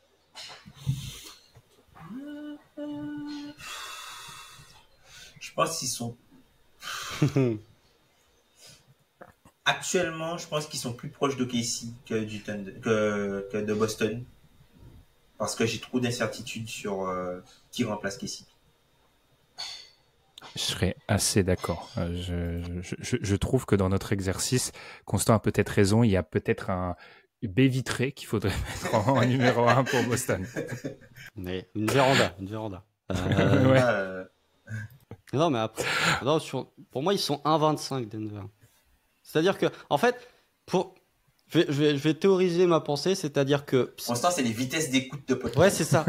Mais moi, j'écoute en 1,75, donc du coup, il n'y a pas le 1,75. Si, peut-être Dallas, Philly, il serait peut-être en 1,75, Milwaukee, OKC, 1,50 et avec les Knicks en 1,5 et tout. Mais bref, pourquoi... En fait, je vais expliquer. Si jamais le 1, qui est Boston, sort, toutes les équipes qui sont à 1,25, 1,5 passent tier 1. Mais en fait... La problématique de Boston, pour moi, est trop. Peut-être que je donne encore une fois trop de crédit aux champions, comme j'avais donné trop de crédit à Denver, mais ils ont quand même un truc où ils ont. Là, je pars sur Boston, mais ils ont le même effectif que la saison dernière, ce qui était le cas de quasiment aucun des champions finalement récemment, hormis ceux qui ont surperformé, type Golden State 2022. Surperformé, on va dire, où tu as certains joueurs qui avaient un rendement meilleur que leur rendement habituel, type Jordan Poole, type Andrew Wiggins. Donc ouais, pour moi, Denver reste malgré tout 1,25, même si On en avait parlé lorsqu'on avait fait le podcast Free Agency. Je sais que ça fait pas plaisir à certains fans de Denver avec qui j'ai pu discuter et que je salue. J'ai beaucoup de réticences sur le développement à terme et sur la capacité que peuvent ou que pourront avoir les Peyton Watson, les Christian Brown, les Julius Randle à être des joueurs de playoff, à être des joueurs valuables de playoff. C'est-à-dire que c'est des joueurs pour moi qui peuvent, comme on va reprendre le terme de Tom, c'est des joueurs de 82 matchs. Et j'ai aucun doute sur le fait que Denver sera encore une fois une très bonne équipe de saison régulière parce que Nikola Jokic ne se blesse littéralement jamais et que la simple présence de Nikola Jokic t'amène un plancher de 47, 48 victoires même dans une conférence Ouest surpeuplée et encore une fois la simple présence de Jokic plus un Jamal Murray qui même si là on voit il est catastrophique avec Team Canada si Jamal Murray et surtout Michael Porter Jr. retrouvent un minimum d'adresse, c'est-à-dire l'adresse qui est dans leur moyenne en carrière, je dis même pas leur adresse en play-off sur les soirs où ils sont chauds, mais leur moyenne d'adresse en carrière et qui ne shoot pas en dessous de tout comme c'était le cas face aux Wolves, c'est une équipe qui pour moi est dans le 1-25 parce qu'elle est un tout petit peu au-dessus des autres dont on a déjà parlé. Terminons avec Boston. Alors terminons, il n'y a pas grand-chose à dire quoi. Leur fenêtre est grande ouverte. On a déjà un peu parlé, Constant. On a déjà un peu fait le bilan de cette équipe dans notre podcast après leur titre. La fenêtre est grande ouverte, quoi. J'ai une question pour vous. Est-ce que Boston, pour vous, c'est depuis 2019, est-ce que c'est l'équipe qui a le plus de chances de repeat? Ouais. Oui. J'allais poser la même question. Franchement, c'est pour ça que j'ai la réponse. Je sais pas trop, parce que les Lakers post-bulle, quoique il y avait les Nets. Peut-être quand même. Parce que c'est l'équipe, encore une fois, c'est la seule équipe qui a gardé son roster intact. C'est les mêmes, on prend les mêmes et on recommence. Et en fait, si on part du principe que notre première ligne, donc Celtics, Nuggets, OKC, Milwaukee, Dallas, Sixers, c'est un espèce de semi-power ranking, on remarquera que les équipes à propos, le 2-3 est d'un côté du tableau, quoi. Tu vois. Et si tu descends même en dessous, si tu prends nos deux premières équipes de la catégorie d'en dessous, si tu prends donc les 8 premiers, on en a 5 à l'ouest, tu vois. Donc il y a aussi le fait que Boston, dans le déséquilibre, profite de ce déséquilibre. Encore une fois, aucune critique de ce qu'ils ont pu affronter à l'est, mais leur parcours a été simple, on va dire, globalement à l'est. Donc moi, ça rentre vraiment en compte. On a beaucoup parlé du seeding, on a beaucoup parlé de l'opposition. Il y a un monde où ils font 3 séries de playoffs, où ils jouent, je sais pas, on va dire, ils pourraient jouer qui ils font Cavs, Pacers, et ils font des Bucks qui sont pas incroyables. Ils sont en finale NBA. Je pense que, au contraire, pour moi, la deuxième équipe la plus dangereuse pour battre Boston sur une série de playoffs, elle est dans leur conférence, elle est même pas dans le premier tiers là quand on regarde. Parce qu'il y a une équipe qui a été construite pour contrer Boston. Les Knicks. Pour moi, t'as Denver parce que la problématique Jokic est une équation quasiment insoluble, même s'ils vont leur poser énormément de problèmes en attaque. Et les Knicks, qui est une équipe qui a été construite pour matcher Boston. Les Knicks sans Porzingis, les Celtics sans Porzingis. Oui, c'est vrai. C'est vrai. Les Celtics avec Porzingis, c'est autre chose. C'est vrai que c'est autre chose parce que ça fait sortir les intérieurs. Mais voilà, je pense que tu vois, tu regardes la conférence, en fait, peut-être qu'au premier tour, ils se mangent le Magic, ils se mangent les Knicks en demi-finale de conf. Non, ou alors ils font Magic premier tour, ils font Philly en demi-finale de conf et ils font les Knicks en finale de conf. Et là, c'est pas du tout le même parcours que l'an passé. Tu te retrouves avec un parcours dur où t'as été essoré comme peut l'être l'équipe qui sort de la conférence Ouest. Et question, est-ce que par rapport à... J'ai 2 autres questions. Ben va dire que je prends le rôle à la présentation. Là, regarde le chrono là, Ben. C'est les 2 heures, ouais, regarde le chrono. Bon, allez, j'en fais qu'une seule. L'autre, je vous la poserai en off. On verra si... Fais-en 2 parce que là, après, tu vois, on en reparlait la semaine dernière, je vais passer pour le méchant. Cas classique. Voilà, cas classique. Alors, est-ce que vous pensez que, justement, il n'y aura pas cette fatigue de Boston, puisque ça fait longtemps qu'ils sont toujours bien placés. Là, ils arrivent au bout. Il y a pas mal de joueurs qui sont partis avec Team USA. Est-ce qu'il n'y aura pas justement, et on sait que Porzingis sera absent pour le début de la saison, est-ce qu'il n'y aura pas justement un peu le côté lazy, de toute façon on se connaît, et ensuite on va activer le switch, et peut-être que ça va pas marcher, le switch on-off en deuxième partie de saison, et peut-être que ça va pas marcher, puisque l'équipe sera drainée, entre guillemets, mentalement. Et la deuxième question que j'avais, qui selon vous, qui est dans le tiers entrouverte, qui peut monter là, juste en fonction de la trade deadline? Selon vous, si vous deviez miser sur une équipe qui change de tiers et qui passe d'entrouverte à ouverte à la trade deadline, ce serait qui? Memphis, d'un simple point de vue asset. Parce que c'est les seuls qui peuvent encore échanger des pics de draft. Et que c'est un peu la monnaie d'échange, quoi. Et pour répondre à l'autre question, oui, parce qu'ils ont quand même 3 joueurs chez Team USA. Non, parce qu'ils ont une énorme marge sur un basket de saison régulière. Ils sont jamais blessés. Et ils sont jamais... et même si, enfin, ils sont moins à une blessure près de perdre 3 spots dans une conf. Parce que tu vois, moi, les questions que je me pose sur cette équipe, c'est, tu vois, par exemple, Porzingis, alors Ford, déjà on a vu l'an dernier, c'était déjà un petit peu plus compliqué. Alors oui, ils ont re-signé Cornet, Keita et Tillman, mais on voit que voilà, ils vont devoir faire avec ces 4 intérieurs-là quand Porzingis sera absent. Et j'ai quand même pas mal de doutes. Ah, pour moi, t'es en playoff là, tu vois, Tom. Mais voilà, t'es déjà en playoff parce qu'en régulière, en fait, c'est trop fort. Et même tu l'as vu sur les finales, en fait, Porzi il est pas là, mais il gagne quand même un match 3 à l'extérieur de finale. Donc, en fait, ils font. Il faut pas que je dise ça parce que comme par hasard, ça va pas se réaliser, mais leur plancher c'est limite 50 en playoff. Et en saison régulière, pardon, et 50 en saison régulière, t'as déjà l'avantage du terrain. En fait, donc, Mais il y a ce truc du champion, bien évidemment, surtout que ça sera un champion qui a beaucoup espéré ce titre-là. Et que, oui, encore une fois, il y a Team USA, mais j'aurais pas tendance. Pour moi, c'est plus un truc qui pourrait se révéler sur justement une finale de conf ou une finale NBA. Si oui, là, ils ont beaucoup galéré, et ben c'est peut-être à ce moment-là où avoir eu pratiquement aucune vacances en 1 an et demi, 2 ans, en 20 mois, tu vas peut-être le payer, tout simplement. Eh bien, je vais faire un petit résumé. Alors, je m'excuse pour les équipes qui sont tout en bas, mais on va pas résumer peut-être la dernière partie. On va peut-être s'intéresser aux 3 dernières. Donc, celles qu'on a conclues il y a pas mal de temps, du coup, des équipes qui ont vu leur fenêtre de titre se refermer. Une catégorie à l'intérieur de laquelle nous avons les Warriors, les Clippers, le Heat et les Lakers. Pour nous, les équipes qui ont une fenêtre entrouverte, c'est-à-dire un petit détail, progression, move, d'être du coup dans cette ultime catégorie des équipes qui ont leur fenêtre ouverte, on retrouve parmi donc celles qui ont la fenêtre entrouverte les Wolves, les Grizzlies, les Knicks, les Cavs, les Suns et les Pacers. Et enfin, tout en haut de la NBA, les Celtics qu'on décale un petit peu, on est en train de, vous l'avez compris, les Celtics, les Nuggets, le Thunder, les Bucks, les Mavs et les Sixers. Eh bien, Constant, Tom, merci. Ça a été long, c'était prévu, mais c'était quand même très agréable. C'est un exercice que moi j'ai fait les 3 et je trouve ça toujours très agréable. Alors, c'est des podcasts qui vieillissent plus ou moins bien. Hein, Tom, je sais que tu en as réécouté certains, il y a certaines techs qui ont bien vieilli, d'autres un peu moins. Donc n'hésitez pas à revenir sur ce podcast-là dès que vous le souhaitez. Je pense qu'on va peut-être le reposter au moment des playoffs, parce qu'il y a peut-être certains trucs qui auront peut-être changé. En tout cas, on vous remercie de nous avoir écoutés. Cette fois-ci encore, je l'ai déjà annoncé, la semaine prochaine, on parle des Cavs, mais pas seulement des Cavs. On va parler aussi de cette notion, parce que ça a déjà été abordé dans notre petite séquence Cavs.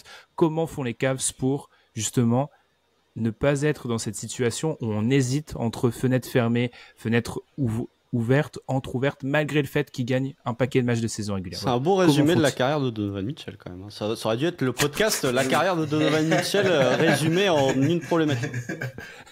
C'est vrai. En tout cas, du coup, pour celui-ci, je serai accompagné de Madiane et d'Adrien, du coup, qui n'étaient pas avec nous aujourd'hui. Eh bien, on vous remercie de nous avoir écoutés. N'hésitez pas à nous suivre sur les plateformes de podcast, sur YouTube également. Et puis nous, on se retrouve très vite. Merci Tom, merci Constant. Salut. Merci. Salut.